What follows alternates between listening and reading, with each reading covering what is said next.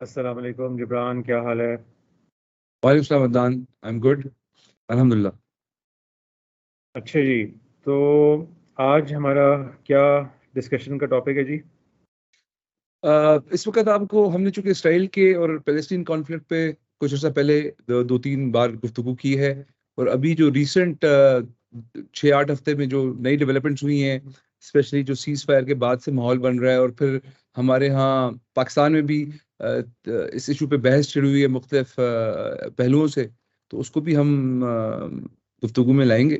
तो जो पहले हम स्टार्ट ये करते हैं कि जो सीज फायर हुआ था उसके बारे में आप जरा बताएं कि how do you see that cease fire, के उसका कोई इम्पैक्ट होना था नहीं होना था, आप क्या एक्सपेक्ट कर रहे थे, और जो अभी उसके बाद इसराइल ने दोबारा जब रैंप अप किया अपनी एफर्ट्स को in terms of civilian infrastructure को टारगेट करने पे, और मेडिक्स वाला जो इशू है, तो उसको आप कैसे देख रहे हैं? फिर हम उसके बाद लोकल मुल्क की सूरत हाल पे आ जाएंगे कि वो उसमें क्या चल रहा है।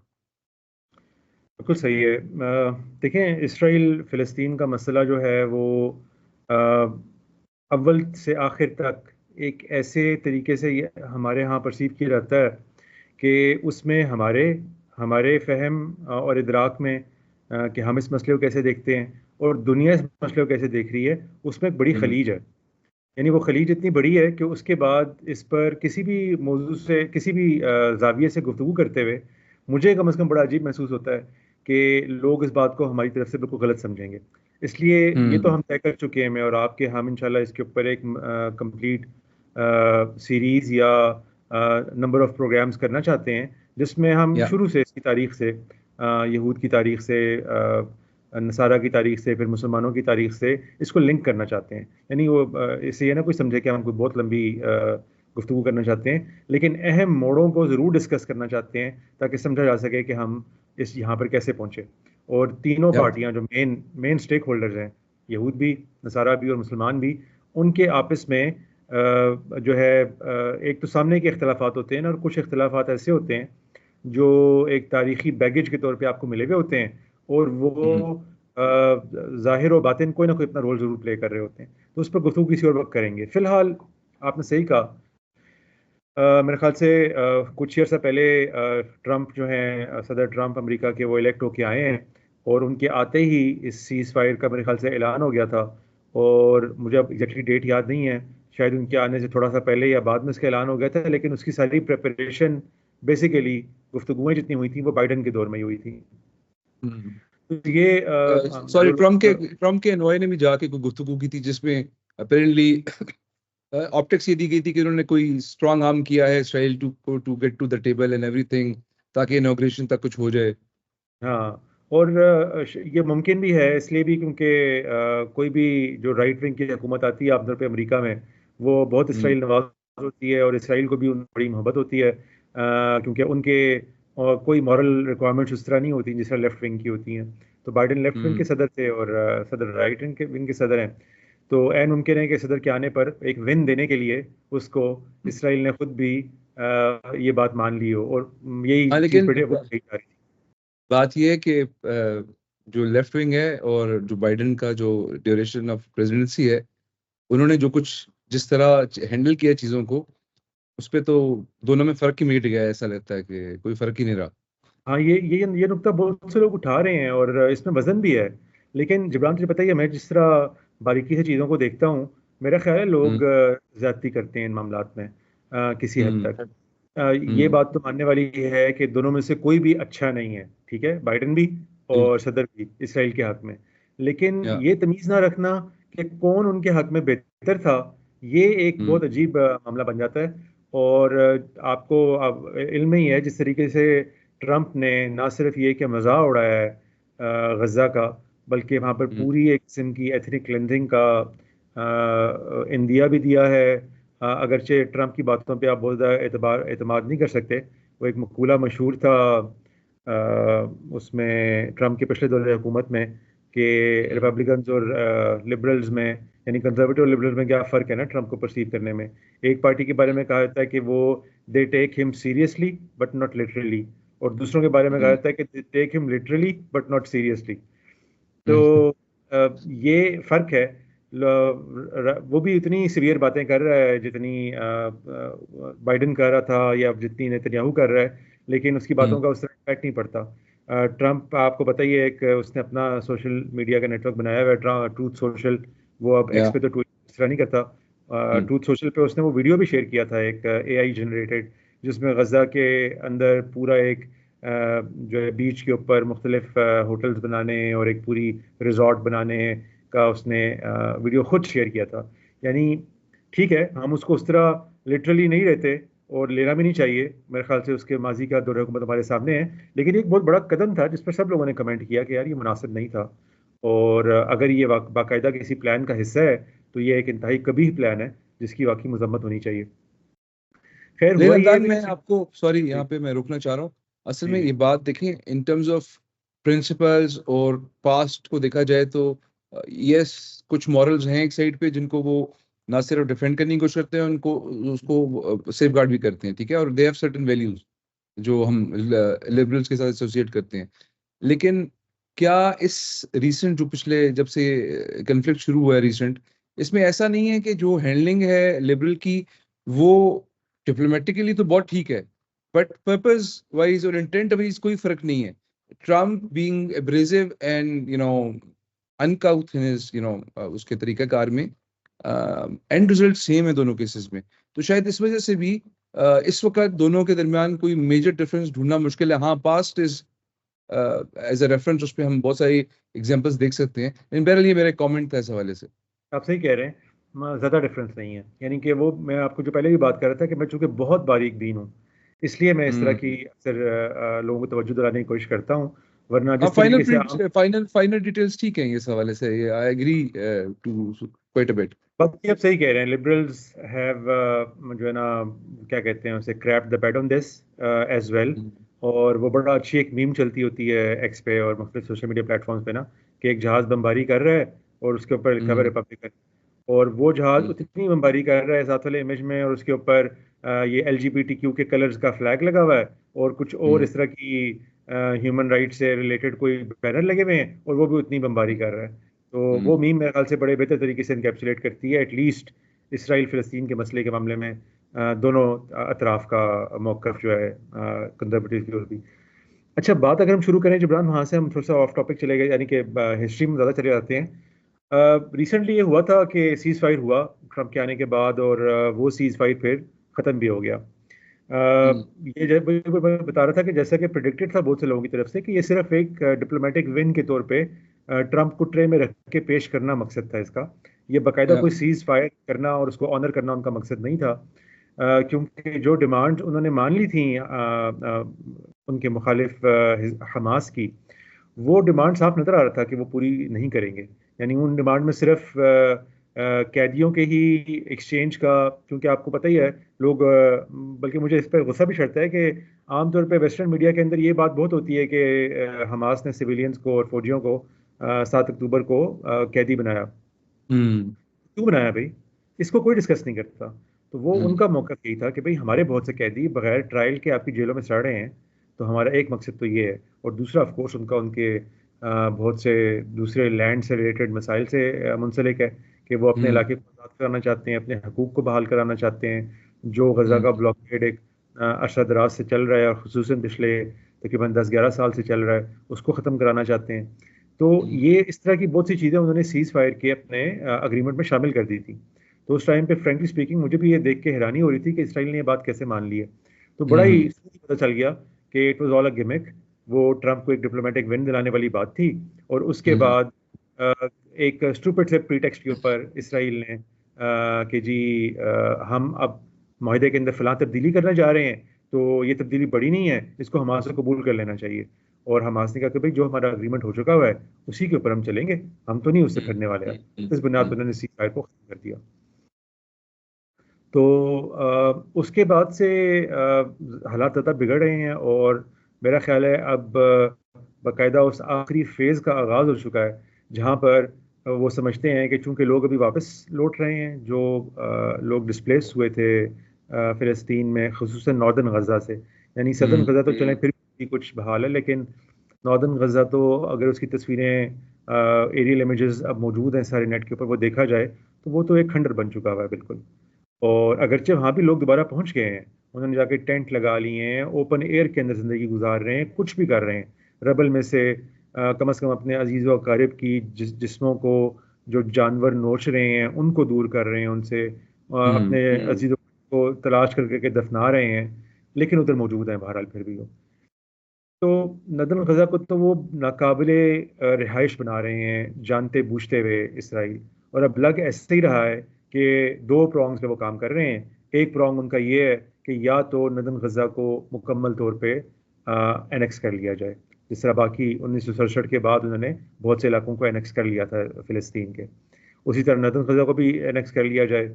और फिर सदन गजा के बारे में उनकी ये है तवक्को कि अच्छा ये मुमकिन है कि उसको हम बरकरार रखें, लेकिन मेरे ख्याल से कोशिश उसके बारे में भी यही हो रही है कि चूंकि ट्रंप ने भी एक प्लान का ऐलान कर दिया हुआ है, तो क्यों ना ऐसा किया जाए कि इन दोनों ही इलाकों में इनकी ज़िंदगी को इतना मुश्किल बना दिया जाए, मज़ीद बम्बारियाँ करके, मज़ीद इंफ्रास्ट्रक्चर को तबाह करके। यानी जब अस्पताल नहीं होंगे, स्कूल नहीं होंगे, और ये चले स्कूल तो आप किसी भी तरीके से खड़ा कर लेते हैं, बना लेते हैं, अस्पताल कहाँ बना सकते हैं आप?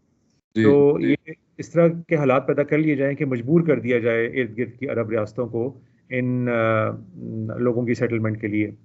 अभी ट्रंप ने तो लगता है ऐसे ही है कि थोड़ा बैक ट्रैक किया अपने उस गजा वाले वीडियो से भी और अपने प्लान से भी, और क्लियरली उसने खैर प्लान बताया भी नहीं था। ऑफ द कफ कुछ रिमार्क्स उसके मौजूद हैं, कोई बाकायदा प्लान उनकी तरफ से अनाउंस नहीं हुआ, लेकिन off the cuff remarks Trump के किस तरह परसीव करने हैं इस पर दुनिया में बड़ा इख्तलाफ हो जाता है। हम नहीं जानते कि वो क्या करना चाहता है एग्जैक्टली उसके बारे में, अनलेस कि उनकी तरफ से पैदा कोई प्लान सामने आए। तो वो एक जुल्म बर्बरियत तो जारी है जबरान।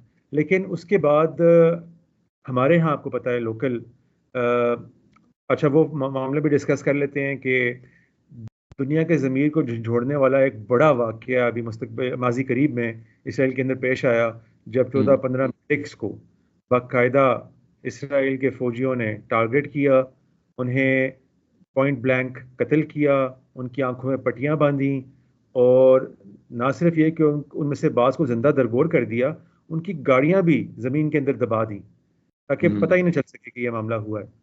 और फिर रिपोर्टें जब आनी शुरू हुई तो आपको पता ही है, टिपिकल जो एक बीएस का तरीकाकार है सारी दुनिया में, कि आप पहले कहते हैं अच्छा जी हम तफ्तीश कर रहे हैं, हमें ऐसी कोई रिपोर्ट मिली है, और फिर आप तफ्तीश करते हैं तो आप कहते हैं कि जी अच्छा वो मिस आइडेंटिफाई हुई थी गाड़ी, वो गाड़ी जो है वो हमारे फौजियों के मुताबिक मशकूक उसकी लाइट्स ऑन नहीं थी, लाइट्स ऑन नहीं थी, डिस्प्ले नहीं था कि वो बाकायदा मेडिक्स की गाड़ी है, इस तरह के इल्जामात लगाए गए।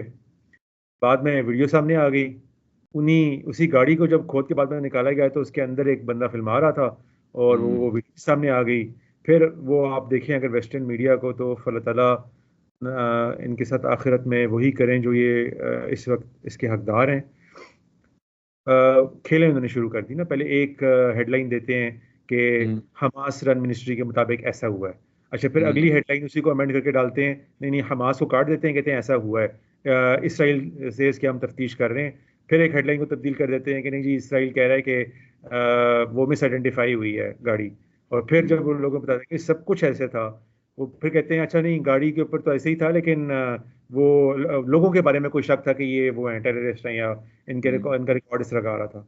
फिर बताया कि इनको तो पॉइंट ब्लैंक शूट किया गया है, इनकी ऑटोप्सी से तो ये सब बात सामने आ रही है। तो अब वो ये एक ऐसा मामला था, और मेरे ख्याल जंगों में ऐसे मामला हो जाते हैं जो बाज़ औक़ात बिल्कुल दुनिया की ज़मीर को झंझोड़ने का बायस बन जाते हैं। यानी हम जितना भी माने ना कि मगरबी हुकूमतें जो हैं वो बहुत अखलाकियात से आरी हो चुकी हैं या जालिम हैं, उनके यहाँ अखलाकियात का और जाविया है, और वो उस जाविये के अंदर अपने अवाम को वाकई जवाबदेह होते हैं। और एक एक मौका आता है जहाँ पर वो it breaks the camel's back ना, कि फिर वो जब वजन आता है तो फिर कोई बर्दाश्त नहीं कर पाता है, इतना अखलाकियात का जोर पड़ता है। जिसकी मिसाल जर्मनी में इमिग्रेशन की आप ले सकते हैं, वो तो हमारी आंखों के सामने है। एंगला मर्केल ने कैसे उस बच्ची ने जब उससे कहा कि भाई मैं क्यों नहीं यहाँ की शहरी बन सकती, तो उसके बाद उन्होंने लाखों लोगों को इमिग्रेशन करने के ऊपर की इजाज़त दी। तो उनके यहाँ ये मामला चलता है। तो मैं कम से कम उम्मीद कर रहा हूँ जिबान, मुझे कभी उम्मीद है कि ये वाला वाक़या जो है ना मेडिक्स वाला, ये है तो इंतहाई कबीह वाक़या है। अल्लाह ताला उन लोगों की मग़फ़िरत फरमाए, उनको आखिरत में बुलंद जगह अता फरमाए जिनके साथ ये वाक़या हुआ है, और उनके ख़ानदान वालों को सब्र जमील अता फरमाए। लेकिन ये वाक़या हो सकता है एक रैलिंग क्राई बन जाए बहुत सी मगरबी दुनिया के लिए। मगरबी दुनिया में सारे ममालिक एक तरह के नहीं होते हैं। फ्रांस तो अब बाकियों से बड़ी मुख्तलिफ जगह पे खड़ा हुआ है। हम्म। इसी तरीके के और भी मगरबी ममालिक हैं जो साथ हैं। आप कुछ कहना चाह रहे हैं? अदनान, मैं कि इस ऑप्टिमिज्म को शायद सपोर्ट नहीं कर पाऊंगा, क्योंकि देखें साइकिल ऐसा है कि ये सब उसका शिकार हो जाती हैं, बड़े से बड़े वाकयात भी। वो बच्ची जो मैडिक्स को कॉल करती रही, जिसकी पूरी फैमिली को और जो मैडिक्स को भी इन्होंने टारगेट किया, वो कितना बड़ा वाकया था, उसने कितना झंझोड़ा लोगों को। But something new happens and ये पुरानी न्यूज़ हो जाती है। ठीक है, तो ये चीज़, यस, हम हर बार, इसमें कोई शक नहीं है, हम हर बार देखते हैं कि ऐसे वाकयात पे इंसानियत तो बदरजा अतम हर जगह मौजूद है ना, तो वो अपना इजहार करती है। कुछ गवर्नमेंट्स भी करती हैं, लेकिन वो न्यूज़ साइकिल ऐसी है कि उसमें वो चीज़ें फिर एकदम बैक बेंच पे चली जाती हैं, अब वो आपके सामने से हट जाती है। तो ठीक है, मतलब ये बात सही है कि इस वक्त ये वाकया जब से हुआ है उसके बाद से मुसलसल इसके बारे में बात हो रही है, रिपोर्ट्स आ रही हैं, लोगों की आरा आ रही हैं, जिससे पता चल रहा है कि इस वाकये ने वाकई उनको मुतासिर भी किया है। लेकिन ये जिन लोगों को मुतासिर किया और जिन गवर्नमेंट्स को भी किया है, उनका कोई कह लें आप कि उनके पास कोई ऐसी ताकत नहीं है कि वो मजबूर कर सके किसी और कोर्स ऑफ एक्शन के लिए चीज़ों को। तो यस, ये हमें नज़र आ रहा है कि उनके यहाँ, हम ये तो नहीं कह सकते, मगरब में बहुत सारी चीज़ों में बहुत ज़्यादा वक़्त होती है चीज़ों की, वहाँ पे इंसानियत तो एक कॉमन वो है ना, रिलीजन जिसे कहते हैं। तो मेरे ख्याल में ये वाक़या जैसे ही डाई डाउन होगा साइकिल से, कोई नया इश्यू होगा, कोई नई एक्टिविटी होगी, वो 50-60 रॉकेट फेंक देगा हमास, तो फिर ये बात चेंज हो जाएगी दोबारा। तो इसकी इतनी सी मुझे जो वैल्यू है, चीज़, मतलब। मैं आपकी बातों के बल्क से एग्री करता हूँ। और हकीकत ये है कि ये इतना एक डार्क टर्न ले चुका है ये सारा मामला, इसराइल फ़िलिस्तीन का, खासकर से इस गज़ा वॉर के अंदर, कि ऑप्टिमिज़म की वाकई कोई ख़ास जगह बनती नहीं है। लेकिन मुझे जो चीज़ तकवीत देती है ना, वो ये है कि ग्लोबल हालात भी कुछ तब्दील हो रहे हैं ना। आपके इल्म में ही है कि जी, ट्रंप हालिया तौर पे एक ट्रेड वॉर का भी आगाज़ कर दिया था, अगरचे उसको जी। अब सस्पेंड कर दिया है 90 दिन के लिए। लेकिन उस ट्रेड वॉर के नतीजे में भी यूरोप में और अमेरिका में एक बोध पैदा हुआ है, एक इख्तराक पैदा हुआ है। वो शायद अगर आप बरतानिया को एक तरफ रख दें तो बाकी यूरोप में और अमेरिका में शायद कुछ अर्से से चल ही रहा था, लेकिन ट्रंप के बाद वो थोड़ा सा मजीद बढ़ता नज़र आ रहा है, और ख़ासकर से ट्रेड वॉर के बाद तो काफ़ी बढ़ता नज़र आ रहा है। तो ये इंटरनेशनल हालात भी कई दफ़ा जो है ना मुआवन हो जाते हैं एक पिक्चर को बनाने में। आप जो बात कर रहे जी। थे वो हिंद रजब वाली, वो बात आप दुरुस्त कर रहे हैं, लेकिन एक तो ये कि वो एक फ़िलिस्तीनी बच्ची थी और फ़िलिस्तीनी फैमिली हुँ, के साथ ये मामला हुआ था। ठीक है, बाद में मेडिक्स हुँ, आए हैं, उनके ऊपर भी फायर किया गया है, लेकिन वो बुनियादी हुँ, तौर पे एक तरह डिफरेंट स्टोरी थी, और वो जंग के आगाज़ के बड़ी करीब पेश आई थी। उस टाइम पे मगरिब के अंदर अभी इश्तिआल ठंडा नहीं हुआ था। वो जिस तरीके से 7 अक्टूबर के वाक़े को देख रहे थे, तो आपको हुँ, पता है उसके बाद थोड़े जब तक वो खूब सारी बमबारी ना कर लें और गुस्सा ना निकाल लें, उस वक़्त तक उनका इश्तिआल ठंडा नहीं होता। तो अभी तक तो वो स्टेज भी चल रही थी। वियतनाम वॉर का आपको याद होगा, बीच में हुँ, कभी-कभार छोटे-मोटे हमने यानी कि डॉक्यूमेंटीज़ देखी, हम तो ऑफ कोर्स वो ज़िंदा नहीं थे। लेकिन पता ऐसे ही चलता था कि जब तक डैनियल एल्सबर्ग ने वो सारी लीक नहीं की और व्हिसल ब्लो नहीं की उसके ऊपर, और तस्वीरें वो सामने बाद में नहीं आईं, उस वक़्त तक तो उनका ज़मीर कभी भिजता था, कभी नहीं भिजता था। खबरें आती थीं कि किसी ख़ास जगह पर कोई बड़ी एट्रॉसिटी पेश आ गई है, लेकिन उस तरह नहीं उनका दिल झंझोड़ा जाता था। लेकिन फिर क्या हुआ कि तस्वीरें आनी शुरू हो गई, लोगों के हुँ। बयानात आने शुरू हो। एक बच्चे की तस्वीर बड़ी मशहूर हुई थी जो बिल्कुल सर से लेके पाँव तक बराना थी, और वो सड़क पे चलती आ रही थी, और उस लेह एक में बस तस्वीर ने, मैसेकर जो था लेह हाँ, में। यस, तो उसमें उसके बाद इस तरह की तस्वीरें जो हैं वो भी बायस बन गई। हालांकि बड़ी सख्त जंग चल रही थी अभी कम्युनिज्म की और अमेरिका की और वेस्टर्न वर्ल्ड की, लेकिन हुँ, इस तरह के वाकयात भी मजबूर करने का बायस बन गए। तो मैं इसलिए थोड़ी सी उम्मीद रखता हूँ कि इंटरनेशनल हालात बदल रहे हैं थोड़े से। अमेरिका हुँ, अब दोबारा आइसोलेशनिज्म और प्रोटेक्शनिज्म की तरफ जा रहा है, और हुँ, साथ ही इस तरह का वाकया भी हो गया है। तो फ्रांस ने भी कुछ अच्छे बयानात दिए हैं। यानी वो एक स्ट्रेटेजिस्ट की जहन में ना बहुत सी चीज़ें बैक वक्त चल रही होती हैं, जो एक नतीजा की तरफ आपको कम से कम ऑप्टिमिज्म थोड़ा सा देरी होती है। मैं उस सेंस में बात कर रहा हूँ, अगरचे मैं इसको इसको हेज करूंगा, बहुत ज़्यादा उम्मीद मुझे भी नहीं है। एक हम्म मौहूम सी उम्मीद पैदा हुई है कि शायद इतना कभी वाकया जब दुनिया के सामने पार्लियामेंट में डिस्कस हो रहा है, तो शायद ये कोई ना कोई रोल प्ले कर जाए। ठीक है, ये मतलब यूरोप और अमेरिका के दरमियान अभी जो एक ट्रेड वॉर की वजह से, और पहले जेलेंस्की और यूक्रेन वाले इशू पे जो थोड़ा सा एक किस्म की फिजर क्रिएट हुआ है, उसके बाद हम ये जरूर कह सकते हैं कि जो इसराइल की जो यूनानिमस सपोर्ट है उसमें जरूर थोड़ी कमी आई है। ठीक है, बस मसला ये है कि वेट की बात है कि कौन कितना वेट बेयर करता है। मुझे ये बताएं हम्म। कि अभी जो चलिए ये बात तो होगी लेटेस्ट, ठीक है, आईसीजे की जो नई अभी कोई एक्टिविटी हुई है जिसमें उनको कुछ 2026 तक का टाइम मिल गया डिफेंड करने के लिए। जी। तो आईसीजे ने जो इतना, जिसमें साउथ अफ्रीका ने इतना मेजर रोल प्ले किया और बड़ा मतलब, ठीक है वहां पे वेट नहीं था लेकिन एटलीस्ट विल नजर आ रही थी कुछ करने की। तो वो भी एक किस्म का इट्स बीन डैम्प इफेक्ट, वो डैम्पन सा हो गया सब कुछ, क्या कहते हैं आप?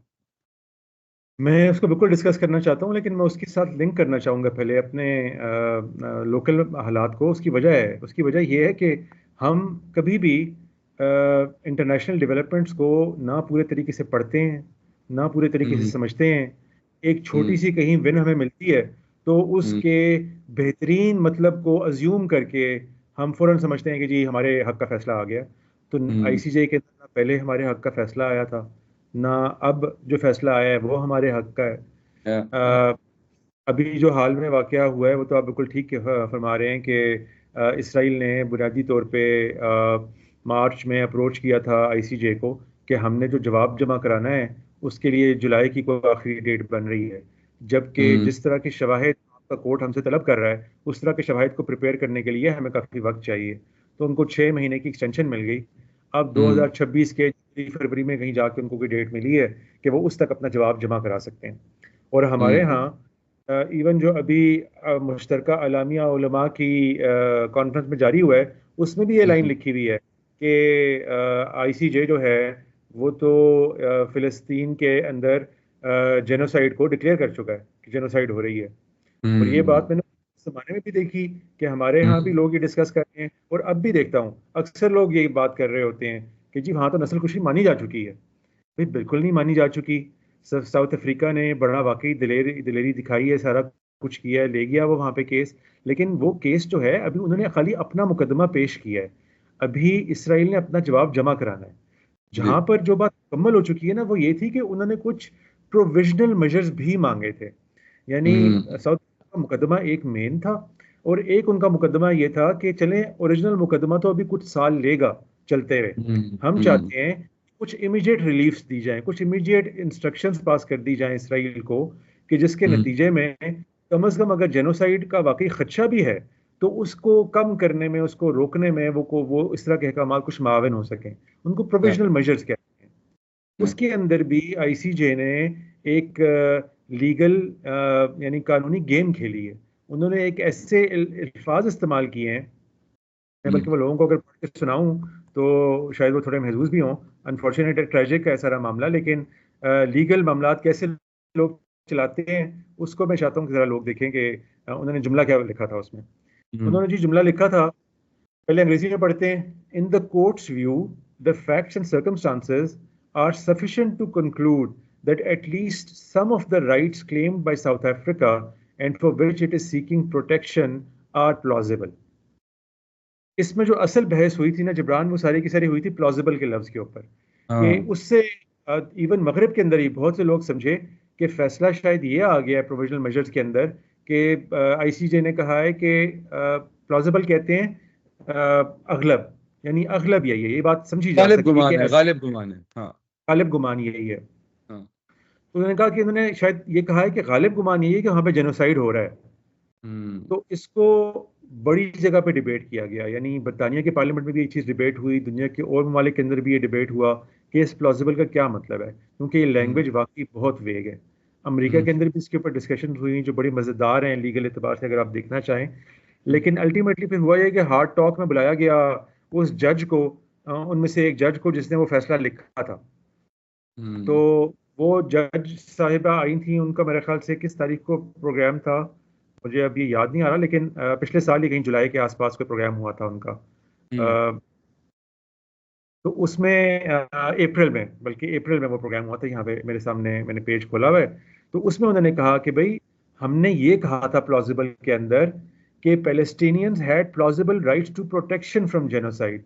यानी मामला ये पेश आ रहा था कि हिजब इख्तिलाफ यानी इसराइल ये प्लीड कर रहा था कि ना फिलिस्तीन कोई स्टेट है और ना उसको जेनोसाइड के खिलाफ कोई कानूनी का जबान के एतबार से कोई राइट हासिल है। तो कहते हैं हमने ये कहा हम्म था कि ठीक है सारे राइट्स तो शायद हासिल ना हो, क्योंकि ये वो हम्म फोरम नहीं है जहां पर ये चीज़ अभी डिबेट की जाए कि उनको क्या राइट हासिल है और क्या नहीं है इस लम्हे पे। हम्म हम ये कह सकते हम्म हैं कि कुछ राइट्स एटलीस्ट उसमें ऐसे हैं जो उन्हें जेनोसाइड के खिलाफ प्लॉजिबल प्रोटेक्शन प्रोवाइड करते हैं। यानी हम्म वो ये कह रहे थे कि प्रोटेक्शन प्रोवाइड करना उनके लिए गालिब गुमान है कि वो उससे उससे महफूज रखे जा सकते हों। उसका मतलब ये नहीं था कि वहां पर ये अगलब है कि जेनोसाइड पेश आ रहा है। खैर, दीगर लोग इस पर मुख्तलिफ ओपिनियन भी रख सकते हैं, क्योंकि आपको पता ही है यही तो वो बहसें होती हैं जो कोर्टों में होती हैं। हम इसके उस जी तरह नहीं होते। लेकिन ये बात उन्होंने उस वक्त भी कही थी, यानी ये कोई बहुत फेवर का बयान नहीं था और सिर्फ प्रोविजनल मेजर्स के लिए था। इसको ऐसे पेश किया गया अनफॉर्चुनेटली हमारे मुल्क के अंदर भी कि जैसे उन्होंने ये फैसला दे दिया है कि जेनोसाइड का तस्लीम कर लिया गया कि हो रही है। हम्म। अभी देख लें आप, अभी भी यही हुआ है कि इतनी ज्यादा जाने जा रही हैं वहां पे, और इन्होंने जनाब उनको 6 महीने का और वक्त पकड़ा दिया है। यानी 6 महीने के यस लिए फिर इनके पास एक फ्री रनवे है, जितना मर्जी जोन चाहे ढाएं। तो इन हम्म इंटरनेशनल कोर्ट की तरफ भी देखना बस एक हद तक ही बनता है। एक मूव चलाई है साउथ अफ्रीका ने, और दूसरे बहुत से ममालिक उनके साथ शामिल हुए हैं, जिसमें पाकिस्तान भी शामिल है। लेकिन अभी तक वो कोई बहुत बर्ग आवर होते नजर नहीं आ रही, वो पूरी की पूरी या कोशिश जो है। या तो हमारे यहाँ आपको पता है जो हाँ, लेटेस्ट अभी अभी डेवलपमेंट। पाकिस्तान की तरफ हम जब आ रहे हैं, तो आप हम्म जरा ये बताइए कि पाकिस्तान में जो हालिया वाक़यात जिनको हम डिस्कस करेंगे, कुछ नोटेबल लोगों की आरा भी और पॉइंट ऑफ व्यू और उस पर बहस हो रही है। आप ये समझते हैं कि चूंकि हम लोग इन नुआंसेस को नहीं समझते, लीगल नुआंसेस तो वैसे ही बहुत मुश्किल होती हैं, ठीक है, और इतने बड़े हम्म इशू के लिए, तो मेरा जाती ख्याल है कि उनको कोई भी बंदा पाकिस्तान में इस तरह डिस्कस ही नहीं कर पा रहा, बिकॉज वो उसका वो इम्प्लीकेशन समझती ही नहीं कि लीगली व्हाट इट मींस, ठीक है। तो वो जो कुछ भी कर रहे हैं वो अपनी राय बयान कर रहे हैं, वो शायद हकीकत से उसका ताल्लुक नहीं है। जो नहीं, लीगल मुझे आपका सवाल। मतलब ये जो लीगल डिस्कोर्स है, ये तो हाँ। किसी ने मिसरीड कर लिया, किसी ने उसको हम्म बिल्कुल ही एक बेबुनियाद चीज करार दे दिया, वो तो उसको सही रीड ही नहीं कर पा रहे। तो हमारा जो भी रिएक्शन और जो भी आरा हमारे यहाँ एग्जिस्ट करती है, वो तो हम अपने एको चैम्बर के लिए कर रही है, उसका कोई फायदा नहीं है इंटरनेशनल लेवल पे बयान करने का, किसी इंटरनेशनल ऑडियंस की समझ का। ये सिर्फ हमारी अपनी कंजम्पशन के लिए। मैं ये कहना चाह रहा हूँ, जो भी बात करेंगे, क्या ये जी, ऐसे ही है या मैं गलत समझ रहा हूँ? आप सही समझ रहे हैं। और ये हमारी सिर्फ हमारे मसला मुल्क नहीं बल्कि थर्ड वर्ल्ड के बहुत से ममालिक का ये मसला है कि उनके यहाँ जो भी हम्म इस तरह की डिस्कशन होती हैं वो इतनी लो क्वालिटी होती हैं, इतनी लो इंटेलेक्ट होती हैं कि वो सिर्फ और हम्म सिर्फ अपने अवाम को अपीज करने के लिए होती हैं। उनकी इतनी वक़्त नहीं होती, उनकी इतनी क्वालिटी नहीं होती कि उन्हें इंटरनेशनल किसी फोरम के ऊपर डिस्कस भी किया जाए। यानी ये देखें, राइट। अभी इतना मुफ्ती तकी उस्मानी कोई छोटी पर्सनैलिटी नहीं है। आलम पूरी जी। दुनिया के अंदर तकरीबन एक वेल नोन आलिम है, जिनको कितनी ही इंटरनेशनल कमेटियां हैं इस्लामी, जिनका उनको मेंबर बनाया जाता है, बल्कि लीडर बनाया जाता है कई कमेटियों का। तो जी। लेकिन आप देखें उस अलामिया के बाद से लेके अब तक इंटरनेशनल अखबार जो इस तरह की चीज़ों को रिपोर्ट भी करते हैं, अरब के हम्म अंदर अल जजीरा वगैरह के अंदर, बाकियों के अंदर, किसी ने भी इसको खास वक़्त नहीं दी। यानी इस तरह का अगर एक वाक़या होता है तो उसको अगर आप हाई इंटेलेक्चुअल तरीके से पेश करें और एक अच्छे क्वालिटी हो उसके अंदर, तो नहीं वो दुनिया के अंदर मुख्तलिफ जगहों पर पेश किया जाएगा। किसी कोने खुदरे के अंदर भी कोई बरतानिया में किसी और जगह कोई जलसा निकलता है, कोई और इस तरह की डेवलपमेंट होती है, तो हर जगह पेश की जा रही होती है, उसके दलाइल पेश किए जा रहे होते हैं। क्योंकि अखबारें और मैगजीन और सारी ये चीज़ें तो चाहे हमारी क्यों ना हो, इस चीज़ से दिलचस्पी रखती हैं कि उन चीज़ों के बारे में दलाइल क्या पेश किए गए हैं। तो आप मुझे क्या कुछ कहना चाह रहे हैं? मुझे हंसी इसलिए आ रही है कि जो एलामिया है वो तो ऐसा लगता है कि उन्होंने कोई ऐसी बात की है जो सब सुनना चाहते हैं और करना कोई भी नहीं चाहता। ठीक है ना, करने का तो किसी के पास कैपेसिटी नहीं है। मतलब वो आपने वो you are pleasing the crowd और प्लेइंग टू द क्राउड, बस इससे ज्यादा तो उसकी वैल्यू ही नहीं है। और वो जो उसके वही वाली बात है, जब आप एक मामला ऐसा है जिसमें इंटरनेशनल प्लेयर्स भी इन्वॉल्व हैं, आपने उनकी किसी बात को जो आप कह रहे हैं उनको पजीरा ही नहीं मिली बाहर, वो इसी वजह से नहीं मिली ना, उसका कोई लॉजिकल और फैक्चुअल चीजों से ताल्लुक ही नहीं है जो ऑन ग्राउंड हो रही हैं। ठीक है। मैं अपनी राय बताता हूँ उसके ऊपर आपको। मैं थोड़ी सी इसके एडजस्टेंट ये लेकिन मुख्तलिफ है। लेकिन उसमें इनएक्यूरेसी है ना। मैं कह रहा हूँ कि उसमें बड़ी तरीन इनएक्यूरेसी यही है कि उस अलामिया के अंदर बड़ा वाज़ेह तौर पे लिखा हुआ है कि जो आलमी अदालत इंसाफ है, ICJ है, उसने इसको हम्म। नस्ल कुशी करार दे दिया है। जी। तो यानी कि आप अगर बुनियाद अपने मुकदमे की एक बिल्कुल गलत बात के ऊपर रखेंगे तो उसको हम्म। दुनिया क्यों उठाएगी? खबरों के लिए भी उसको क्यों कोई घास यस। डालेगी? यस। तो वो उसी यस। तरह जिस तरह एक थर्ड वर्ल्ड कंट्रीज को समझते हैं कि ये सिर्फ झूठ बोलते हैं या इनके अंदर समझदारी ही नहीं है, तो हम क्यों इनकी तरफ तवज्जो दें? वही होगा। भाई आप कम से कम देख तो लेते। ICJ के अंदर हम्म। एक केस पेश हुआ। अभी साउथ अफ्रीका ने अपना केस प्लीड किया है। अभी इसराइल ने अपना सारा जवाब जमा कराना है। फैसला कहाँ से आ गया उसका? नस्लकुशी कहाँ से करार होगी?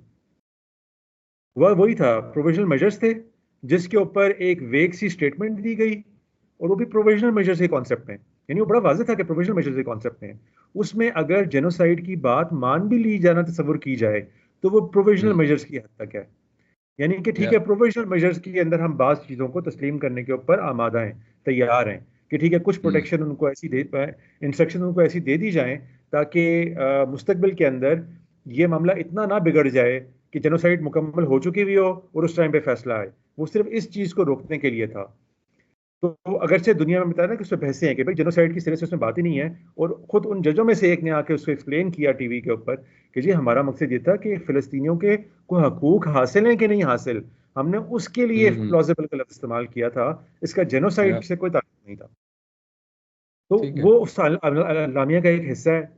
ये तो उसकी एक, यानी कि मैं आपको कमजोरी बता रहा हूँ। लेकिन मैं ठीक आपको है। बताऊं जिब्रान, मैं वैसे इसको अप्रिशिएट करता हूँ इस आलामियों को। इसमें बड़ी रिस्पॉन्सिबिलिटी का सबूत दिया गया है। और मेरा ख्याल है कि जो लोग इस पे एतराज़ात कर रहे हैं वो कुछ चीज़ों से चश्मपोशी कर रहे हैं। मिसाल के तौर पे उलमा का काम स्ट्रेटेजी बताना और क्या सियासियात में इम्कानात हैं कुछ करने के, ये काम उलमा का नहीं होता है। और मेरा ख्याल है कम अज़ कम जब ये अलामिया उन्होंने जारी किया है तो इसमें उन्होंने इस चीज़ का ख्याल भी रखा है।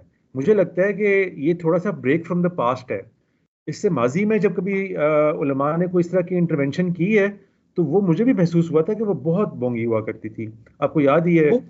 ये रजवी साहब जो हैं आए थे माजी करीब में इधर हमारे कैपिटल के अंदर, उन्होंने बहुत से मुतालबात किए थे। और हम्म। तहरीक लब्बैक है हमारी एक पार्टी, वो करती रहती है। और पार्टियां हैं अक्सर, वो जमात इस्लामी है, JOF है। माजी में ऐसी रिक्वायरमेंट्स आती थी उनकी तरफ से जो साफ नजर आता था कि भाई ठीक है, अगर तो आप सियासी पार्टी हैं तो आप सियासी मुतालबात भी कर सकते हैं। मगर खालिस उलमा भी ऐसे सियासी मुतालबात कर रहे होते थे कि जो बिल्कुल उनको जेब नहीं देता और उनको उसकी समझ भी नहीं होती। मेरा ख्याल है इससे सॉरी, लाजमी है। मैं ये कहूंगा कि वो आपकी एक बात ये इंपॉर्टेंट है, मेरे तो बिल्कुल जहन में नहीं थी कि वो पॉपुलिस्ट एलामी तो होते रहे ना कि बस नारा मार दो या कोई कॉल दे दो। यहाँ पे उन्होंने जो शायद शराइत रखी हैं वो शायद जी। बड़ी वो इम्पोर्टेंट है कि वो शायद वेस्ट को भी क्लियर करने के लिए कि हम कोई रिलीजियस इंसाइटमेंट नहीं चाहते।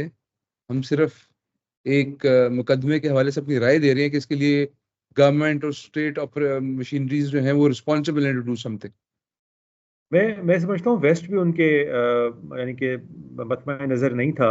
ये भी उनके ऊपर हम्म। एक ज्यादती हो जाएगी, ये भी एक इल्ज़ाम हो जाएगा उनके ऊपर।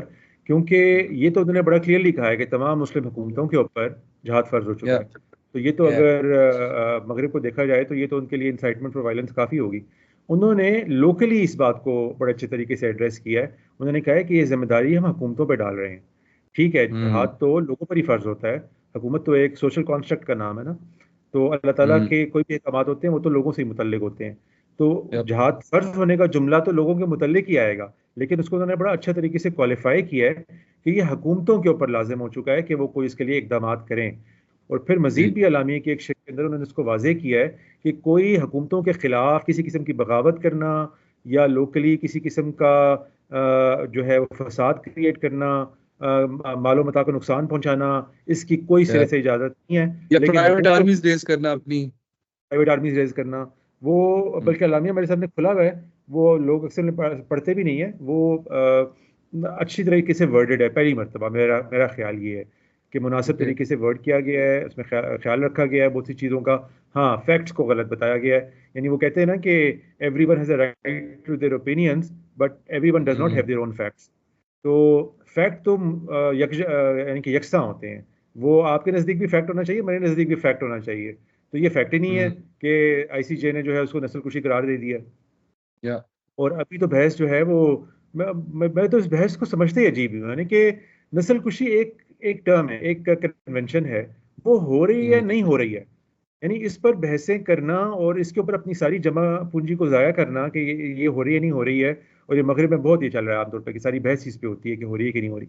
यार जुल्म तो हो रहा है ना बहुत ज़्यादा लोगों के साथ, उसको रोकना है किसी तरीके से। तो या जहाद, अगर उलमा के हैं कि जहाद फ़र्ज हो गया और उन्हीं का डिसीजन होता है ये कहना, तो वो इस बुनियाद पर तो नहीं होता कि नस्ल कुशी है तो सिर्फ फर्ज होगा वरना नहीं होगा।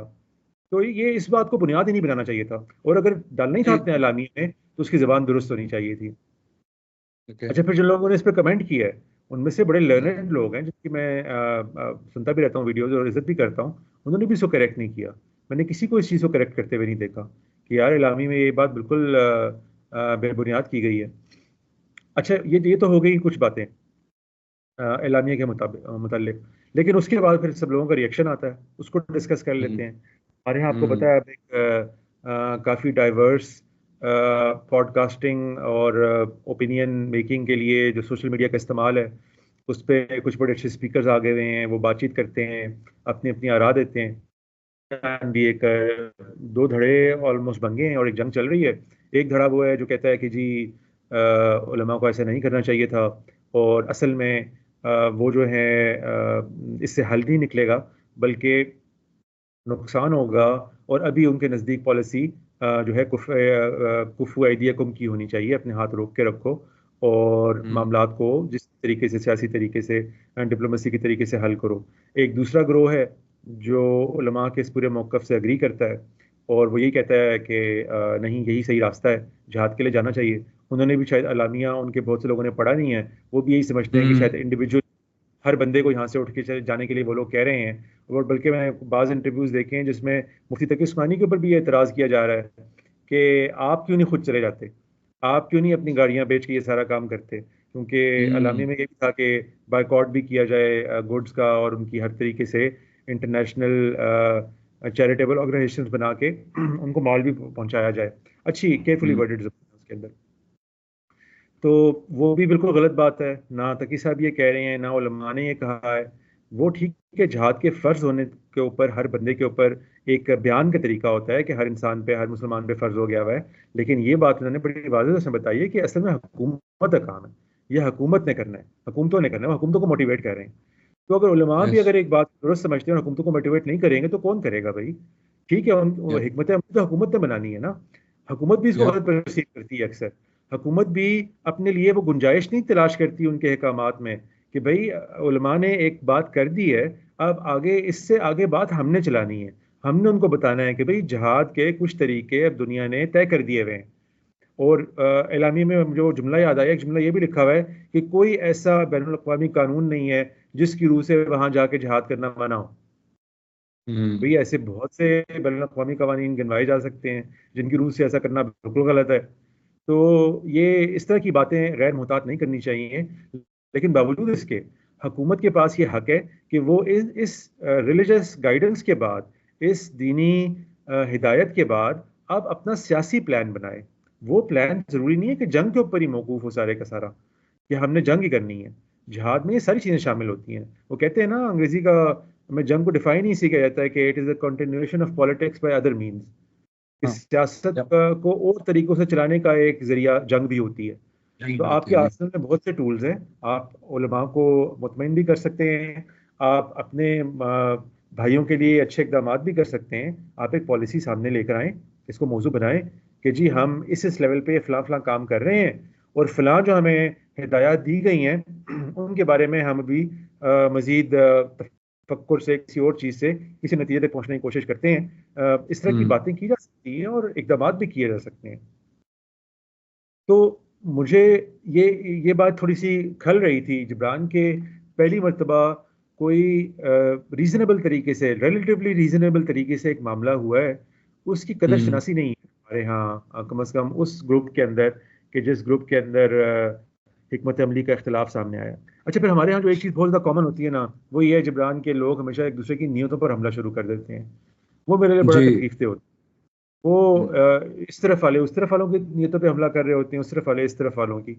तो मैं ये समझाना चाहता हूँ कि क्योंकि मेरे अपने उस्ताद और मेंटर गांधी साहब बहुत से असातिज़ा में से वो भी हैं, लेकिन मैं उनकी बहुत कदर करता हूँ, उनकी पूरे उनको अपना फ़िक्री इमाम मानता हूँ। उनकी तरफ से भी ऐसी बातें की गई और उनका एक मौक़िफ़ सामने आया जिस पर मेरे ख्याल से पुशबैक आया। मैं उस पुशबैक के कुछ हिस्से को दुरुस्त समझता हूँ, लेकिन ज़्यादातर हिस्से को मैं लोगों की उसके बारे में तस्हीह करना चाहता हूँ। आपने अगर कुछ कहना है तो कह लें, मैं फिर उसमें जाना चाहता हूँ। अच्छा, एक तो पहले पॉइंट की ये जो इलामिया आया था इसके हवाले से ये बात तो सही है, इंटेंट के बारे में बात करना तो खैर वक्त ज़ाया करने की बात है ना, हम किसी के इंटेंट के बारे में बात नहीं करेंगे। लेकिन एक जो जनरल ओपिनियन ये भी थी मार्केट में, मतलब it's one of the opinions कि ये इस टाइम पे आना जो है इनको आपको पता है पाकिस्तान में आप कोई रैली भी नहीं निकालने दी जा रही इस हवाले से, ठीक है? जो हालात चल रहे हैं, आप रैली नहीं निकाल सकते गज़ा के मसले पे। तो उलमा को जमा होके जो ये मौका दिया गया, बिकॉज़ ख्वाहिश उलमा की होगी, मैं मुझे बिल्कुल इसमें कोई शक नहीं है कि वो सब चाहते होंगे इस हवाले से कोई ना कोई इक़दाम, कोई चीज़ किया जाए, कोई एक्शन लिया जाए। तो उनको जो इकट्ठा किया गया उसकी वजह ये है कि पाकिस्तान की जो अपनी पोज़ीशन है ऑन दिस गवर्नमेंट की, वो बड़ी अजीब-सी है। वो आपको इस पैलेस्टीन का झंडा उठाकर मैचेज़ में लोगों को उठा लिया, मतलब मना किया गया। रोड पे नहीं निकलने दिया जा रहा। और जो अभी यूएन में रेज़ोल्यूशन पेश हुई है जिसकी मुझे फ्रैंकली नहीं डिटेल्स का पता, जिसमें कहा जा रहा है कि एक सेक्शन की तरफ से कि भई उसमें जो इंटरनेशनल ज्यूइश कांग्रेस है उसने कुछ शुक्रिया अदा किया पाकिस्तान का कि आपने उसमें कुछ ऐसी अमेंडमेंट्स की हैं जो कि बड़ी वो थी, मतलब जिसमें शायद ये भी मसला था कि आप वॉर क्रिमिनल करार देने वाला कुछ इस तरह का, मुझे आई एम नॉट क्लियर, मैंने भी नहीं पढ़ा और शायद हम उस पे भी डिटेल में बात नहीं करेंगे।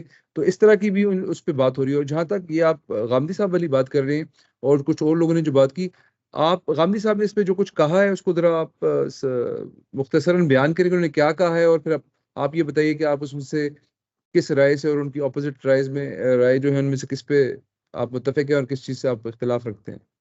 मैं उसमें जाने से पहले, चूंकि आपकी इस बात से मुझे एक नुक्ता याद आ गया जो मैं छोड़ आया हूँ पीछे अलामिया का। हुँ, उसमें जो एक अहम बात मैं डिस्कस करना चाहता था वो ये थी कि हमारे उलमा और इवन हमारे वो मुफक्किरीन या तबसरा निगार या स्पीकर्स जो इसराइल फ़िलिस्तीन के मसले के ऊपर कोई राय रखते हैं, हुँ, उनकी अक्सरियत, यानी कि दोनों तरफ को आप ले रहे हैं, जो सिफत अमली से एग्री करती है जिहाद की और जो नहीं भी एग्री करती, उन हुँ, सब का तकरीबन मौक़िफ़ मुझे ये लगता है कि इसराइल को एग्जिस्ट होने का हक ही नहीं है सिरे से।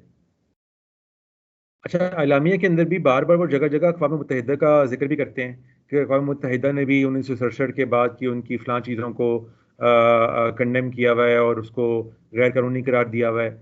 तो और साथ ही एलामिया में ये भी लिखते हैं कि पूरे फ़िलिस्तीन के ऊपर फ़िलिस्तीनियों का हक है, और इस तरह की बातें भी कर गुजरते हैं। तो मेरा ख्याल है कि एक तो पहले हमारे नेशनल लेवल के ऊपर ये डिस्कशन होनी चाहिए कि दुनिया जितनी भी फ़िलिस्तीन का साथ देती है, उसमें कोई एक भी जगह ऐसी नहीं है इंटरनेशनल इदारों में या मगरबी ममालिक में जो ये समझते हों कि इसराइल के कोई जो पार्टीशन की गई थी 1948 के अंदर, उसमें इसराइल का कोई हक नहीं था। मतलब कोई भी ये व्यू नहीं रखता। उनके यहाँ गुफ्तगू यहाँ से शुरू होती है कि 1948 के बाद या 1967 के बाद या 1973 के बाद उन्होंने जिन जंगों के अंदर कोई ज़मीन अगर उसके बाद ऑक्यूपाई कर ली है, तो उसका उनको हक नहीं है। उनको वापस उसी जगह पे जाना चाहिए जिस जगह पे वो 1967 तक थे या उससे पहले थे, या जो ओरिजिनल हुँ, पार्टीशन प्लान था उसके हिसाब से। इवन हुँ, हमास ने भी 2017 के बाद से 18 के बाद से जो अपना नया अलामिया जारी किया था, उसके अंदर उन्होंने हुँ, भी ये बात मान ली थी। उन्होंने कहा था कि हम वो 22% इलाका जो यानी कि 1967 के बॉर्डर के बाद का बनता है, हम उसे डिमांड कर रहे हैं। तो मैं समझता हूँ कि हमें कम से कम अपने आलामिया में क्लैरिटी लाने के लिए ये तो करना चाहिए ना कि हम वो मुतालबात करें जो मुतालबात उसके वहाँ के अपने लोग कर रहे हों।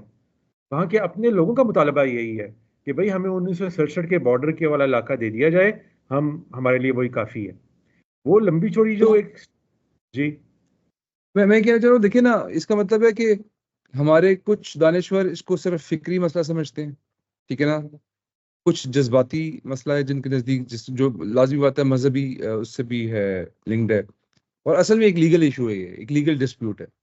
तो लीगल डिस्प्यूट का तो मसला है कि हमारी तो ख्वानदगी शरह ना होने के बराबर है लीगल हवाले से। मतलब पाकिस्तान में तो लोग लीगली बिल्कुल नाबल्द हैं, ना लिंगो समझते हैं, ना उसका नुआंस समझते हैं। तो यही दो फिक्रें फिर परवान चढ़ेंगी, या इसको फिक्री मसला समझ के बिल्कुल आप कह देंगे बस ये भाई बहस करने के लिए एक वो है, मकालमा है, या फिर आप उसको जज्बाती समझ के ये जो आप कह रहे हैं कि इसराइल के वजूद के इनकारी हैं।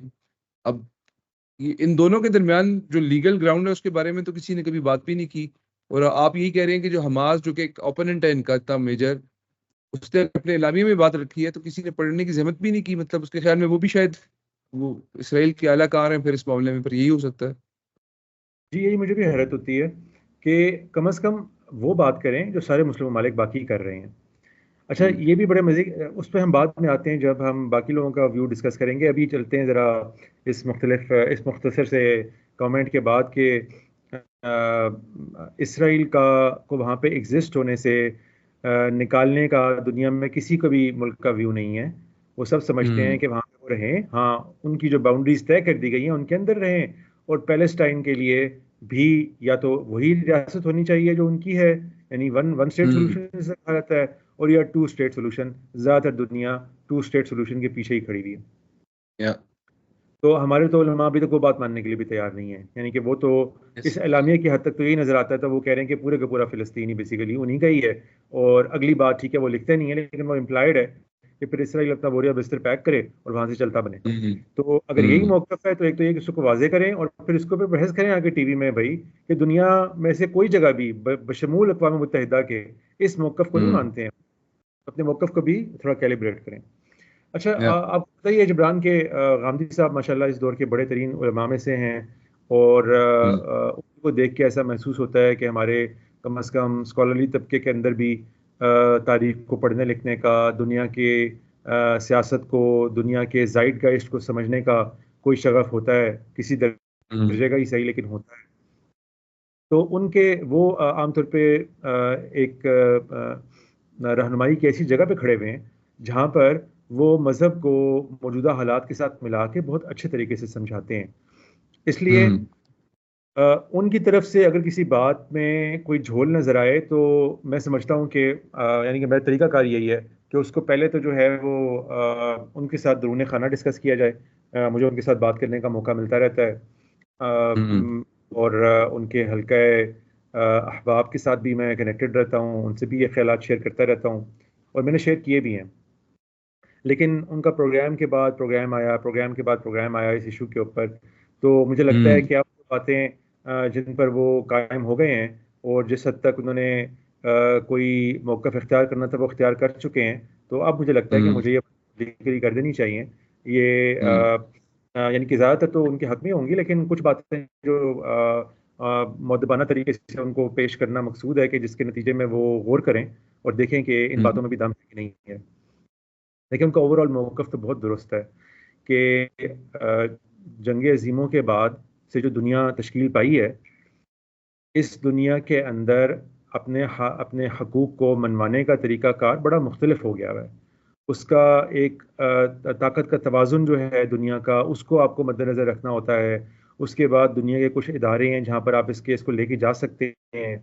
फिर ऐसा भी हम्म। होता है कि जो नज़म बना है उस नज़म की अपनी कुछ ऐसी कमज़ोरियाँ हैं कि जिनके बायस आपको अपने अहदाफ को पूरा करने के ऊपर कॉम्प्रोमाइज़ भी करना पड़ता है। आपको ये भी देखना पड़ता है कि हम ना सिर्फ ये कि अपने अहदाफ के अंदर कोई कमी कर लें, बल्कि उनको हासिल करने के तरीके भी आपको बड़े देख के चूज़ करने पड़ते हैं। उसके लिए लॉबिंग करनी पड़ती है, उसको उस ज़बान और बयान में लेके आना पड़ता है जिस ज़बान और बयान में दुनिया उनको सुनना चाहती है, उनको एड्रेस करना की तरफ आ सकती है। तो मेरा ख्याल है गांधी साहब का असल जो सारा का सारा जो रुख था वो इस तरफ था कि उम्मत को ये बात समझाई जाए कि भाई जिस जिस दुनिया में हम जिंदा हैं वहाँ पर मुमकिनात और ये सारी चीज़ें जो हैं ये एक नया रंग इख्तियार कर चुकी हैं। आप इस रंग को समझें और उसके ज़रिए से अपनी जद्दोजहद को पेश करने की तरफ आएं। ये बिल्कुल, तो मुझे इससे कोई इख्तिलाफ नहीं है। ये एक अच्छा जाविया है जो आमतौर पर हमारे रिवायती तबका उलमा साहब को सुनने को नहीं मिलता। वो तो ऐसा ही राइट। लगता है अक्सर व बेशतर कि उसी जगह खड़े हुए हैं जहाँ पर माजी के अंदर हम्म। हुआ करता था कि बस दारुल इस्लाम है, दारुल हर्ब है, जंगों का मामला होना है हम्म। और बस लोगों को मोटिवेट करके जंग के ऊपर आमादा किया जाए। तो ये तो एक रियलिटी चेक है मेरे ख्याल से जो गांधी साहब दे रहे हैं और उस उम्मत पर बहुत बड़ा एहसान कर रहे हैं। मेरा ख्याल है या अल्लाह ताला ने उनको जो कमाल अता किया हुआ है, यानी मैं अक्सर लोगों को कहता होता हूँ कि बहुत ही नादिर या कम ऐसा होता है कि एक शख्स मुहक्किक भी बहुत बड़ा हो और कम्युनिकेटर भी उतना ही बड़ा हो। यानी ये बहुत यूनिक चीजें होती हैं। अच्छा, कम्युनिकेशन के अंदर भी बाज लोगों का कलम बहुत चलता है, लेकिन जब वो बोलने पे आते हम्म। हैं तो बिल्कुल मजेदार बात नहीं लगती उनकी। तो या अल्लाह ताला ने इतना ये एक हमें ज़बरदस्त एक रहनुमा मुहैया किया है, मुयस्सर किया है कि जो ना सिर्फ हम्म। बहुत बड़ा मुहक्किक है बल्कि वो उतना ही ज़बरदस्त कम्युनिकेटर भी है। और दोनों ज़राए के एतबार से, यानी बोल कर भी और लिख कर भी कमाल करते हैं वो। यानी कि बहुत यूनिक चीज़ होती है ये। मैं दुनिया में चंद ही ऐसे लोगों को और जानता हूँ कि जो जितने बड़े मुहक्किक हैं उतने ही बड़े ज़बरदस्त कम्युनिकेटर भी हों। हाँ।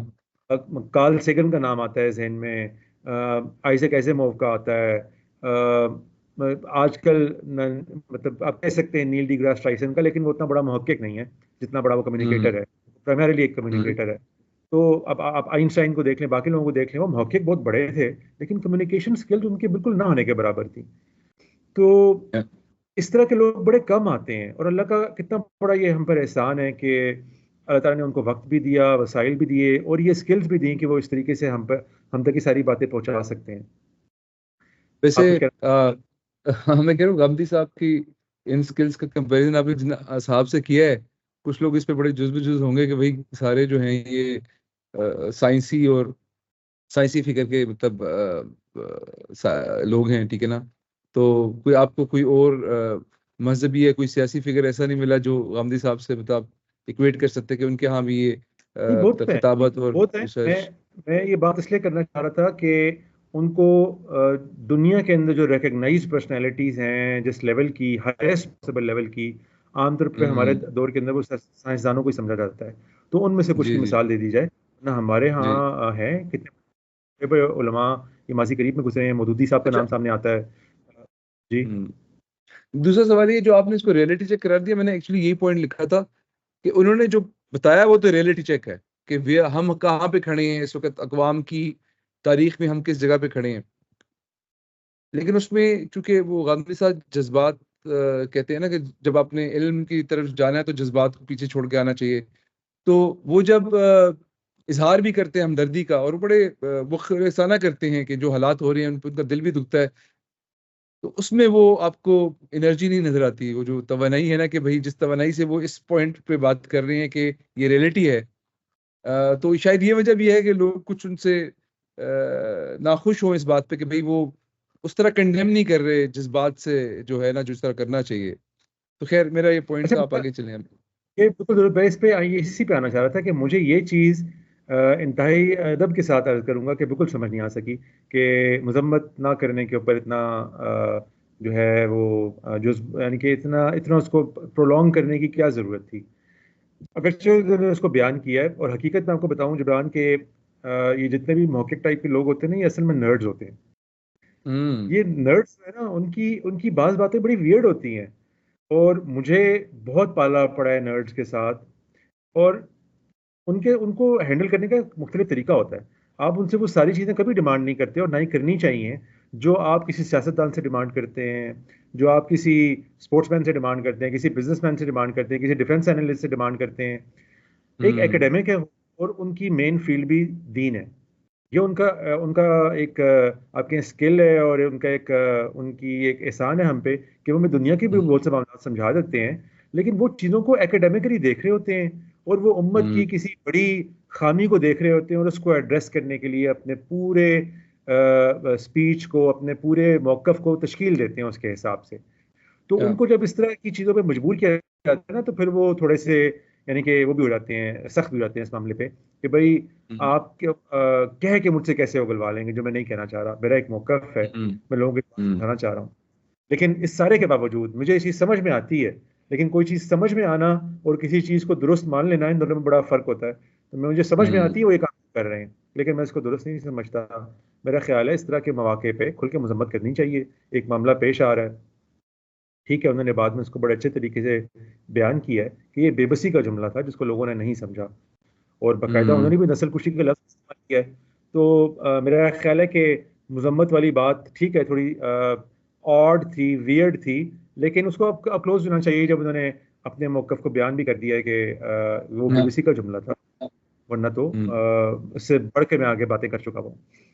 अच्छा, लेकिन मेरा मेरा उनसे इख्तिलाफ सिर्फ यहीं से नहीं शुरू होता। मेरा इख्तिलाफ ये है कि वो जो पूरे दुनिया का नज़म हमें समझाना चाह रहे हैं ना जंग अज़ीमों के बाद, मेरा ख्याल है उसकी भी बड़ी स्पेशल अंडरस्टैंडिंग है, जिसको उन्होंने अपने जहन में तस्लीम कर लिया हुआ है और वो उसी को लोगों को समझाने में लगे हुए हैं। उस पूरे नज़म के अंदर वो कहीं पर अखलाकियात को दाखिल करने के लिए तैयार नहीं है, जबकि मेरा ख्याल ये, और हम इस पर इंशाल्लाह कोई मुस्तक़बिल में प्रोग्राम्स भी करेंगे, उसमें अखलाकियात को बहुत मेजर रोल रहा है। देखिए, लोग हमेशा ये समझते हैं ना, आइडियलिज्म में बहुत ज़्यादा बिलीव करते हैं कि शायद अंबिया वाली सारी अखलाकियात आ जानी चाहिए, या वो लेवल ऑफ मोरालिटी डिस्प्ले होनी चाहिए हर तरफ से। तो इतना भी नहीं एब्सोल्यूटिज्म चाहिए होता हमें।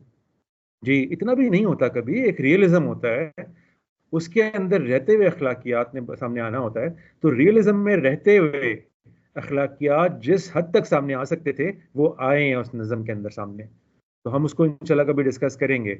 अभी खाली मोटी-मोटी मैं बात करना चाहता हूँ कि उसके नतीजे में हुआ ये कि अगर वो मेरे वाला मुकदमा तस्लीम कर लिया जाए, तो गामदी साहब का पूरा ये मुकदमा कि भाई दुनिया के मामला अखलाकियात पर थोड़ी मूव कर रहे हैं, हम मजम्मत करके क्या करें, हम अखलाकियात के ताने दे के लोगों को क्या करें, तो उससे बिल्कुल मुख्तलिफ है मेरा मौक़िफ़ सामने आ जाएगा कि नहीं, अखलाकियात की बुनियाद पे फैसले हुए हैं। इस पिछले 70, 75, 80 सालों के अंदर उनका बड़ा मेजर रोल रहा है। मैं उसकी मिसालें देता हूँ। तो अखलाकियात दुनिया का ज़मीर झंझोड़ने से बड़े फ़वाइद हासिल होते हैं। ये कोई ऐसी वो चीज़ नहीं है कि जिसके ऊपर बिल्कुल आप कहें कि इसका कोई फ़ायदा हासिल नहीं होगा। नहीं, इसका फ़ायदा हासिल होता है। माज़ी करीब में भी हुआ है, अब भी होगा। वैसे कुछ छोटी सी मिसालें देना चाहता हूँ। देखिए, उन्होंने एक बात ये की बीच में कि मुसल्लह जद्दोजहद कहाँ कामयाब हुई है इस जंग अज़ीम के बाद, नज़म जो दुनिया का बना है उसके बाद से। तो इस पर दुनिया का जो तारीख का इल्म रखता है उसके लिए ये बातें हैरत ज़दा कर देने वाली होती हैं हम जैसे तालिब इल्मों को, कि भाई वाज़ेह तौर पे मुसल्लह जद्दोजहदें कामयाब हुई हैं। जंग अज़ीम दोम के फ़ौरन बाद, करीब ही, यानी कि वो फ़ौरन बाद तो नहीं, 10-15 साल के बाद अल्जीरियन इंडिपेंडेंस वॉर स्टार्ट हुई है। उसने कामयाबी हासिल की है। यानी मुझे पता है अभी आप किसी पर जब ऐसा एतराज़ करें तो वो फिर क्या रवैया इख्तियार करता है, और उसमें मुझे एतराज़ भी नहीं है। यानी ये तो लोग बता सकते हैं कि उन जंगों में और इसराइल के मामला हालात में क्या फ़र्क है। लेकिन मैं उन स्वीपिंग स्टेटमेंट्स की बात कर रहा हूँ जो दी जाती हैं और गांधी साहब के फोरम से भी दी गई हैं कि भाई मुसल्लह जद्दोजहदें अब कामयाब नहीं होती। तो वहां पर भी कामयाब हुई मुसल्लह जद्दोजहद। अल्जीरियन वॉर को तो बाकायदा एक मॉडल के तौर पर पेश किया जाता है वॉर ऑफ इंडिपेंडेंसेस के लिए, और वो भी दुनिया ये कहती है कि वो भी एक कॉलोनाइजर के खिलाफ थी, और इसराइल फ़लस्तीन के मसले को भी दुनिया का एक बड़ा हिस्सा कॉलोनियल हैसियत से ही देखता है कि ये लास्ट सेटलर कॉलोनियल प्रोजेक्ट है जो अभी तक चल रहा है। उसी अल्जीरियन मॉडल को आपको पता है उसके बाद साउथ अफ्रीका ने भी इस्तेमाल किया, वो अफ्रीका के कितने ममालिक में इस्तेमाल हुई है, वो सिप्रस में ग्रीस ने इस्तेमाल की है। मुख्तलिफ जगहों पे ये मॉडल इस्तेमाल किया गया है। उनको अपनी relative different models of success भी हासिल हुआ है उसके बाद। और अल्जीरियन वॉर तो कम्प्लीटली, यानी कि अल्जीरिया ने फ्रांस को वापस आने में मजबूर कर दिया था। ठीक है, मैं ये नहीं कह रहा, मैं कतई ये नहीं कह रहा कि वो मॉडल्स फ़िलिस्तीनियों को अभी भी फॉलो करने चाहिए। मैं ये बात नहीं कर रहा। मैं एक उसूली मुकदमा रख रहा हूँ कि ऐसी बातें करना या इन चीज़ों को राइट ऑफ कर देना कि इस तरह की स्ट्रगल से कोई कामयाबी हासिल नहीं होती, मैं कह रहा हूँ ये मुकदमा ही दुरुस्त नहीं है। जी, देखिए आपकी बात, सॉरी, मतलब ये ज़रूर कहा जा सकता है कि आज हम जिस मुकाम पे खड़े हैं, अब इस तरह के किसी इकदाम से फायदा बिल्कुल नहीं हासिल होगा, ये तो समझ हाँ आती है ना। हाँ हमारे ये जो 70 सारा है, ये टर्मोइल का है। इस रीजन में भी बहुत सारी जगहों पे मुल्कों में ये आज़ादी की लहर उठी हुई थी, इसी हवाले से कुछ कामयाब हो गए, कुछ नहीं हो सके। ठीक है, इसमें एक पॉइंट ऑफ व्यू भी होता है कि भाई वो जो ग्रेट पावर्स है ना, उनकी गेम भी उन्होंने किसी को अलाउ कर दिया है। इसका एक दूसरी तरफ बंदा ये भी कह सकता है, उन्होंने अलाउ कर दिया कि दिस लेट इट हैपन। और यहाँ पे चूंकि स्टेक्स बहुत हाई हैं, it is Israel, it is इसका मजहबी कनोटेशन इतनी स्ट्रांग है। ठीक है, तो आप ये जरूर कह सकते हैं कि यहाँ पे उसके कामयाब होने के चांसेस नहीं है, लेकिन उसको इस तरह पेश मैं करना। आप सही कह रहे हैं, और मैं समझता हूँ कि ये अगर मुकदमा बिल्ड किया जाए तो इसमें तो बड़ी जान है। मैं समझता हूँ कि मैं इस पर एक सेपरेट प्रोग्राम करने का इरादा रखता हूँ कि लोगों को ये बताया हम्म, जाए कि ये जो मुख्तलिफ मॉडल्स दुनिया में रहे हैं, इनमें से कौन सा मॉडल उनको सूट करता है और कौन सा सूट नहीं करता, और उसकी क्या वजूहात हैं। क्योंकि वो कहते हैं ना कि जिस तरह history never repeats itself but it rhymes, yeah, उसी तरह हम्म, दुनिया के सारे मामलात बिल्कुल एक तरह के कभी नहीं होते, लेकिन उनमें मुमासलतें होती हैं जिनकी बुनियाद पर आप एक हिकमत अमली बना सकते हैं। तो मैं आपको ये बताना चाह रहा हूँ कि जिस तरह मुझे ये तकलीफ होती है कि अलामिये के अंदर उलमा ने हकायक को पामाल कर दिया और उसको सही तरीके से रिप्रेजेंट नहीं किया, और उसके बाद फिर हम्म, आगे खराबियां पैदा होती हैं ना, उसके नताइज जो आप बरामद करते हैं।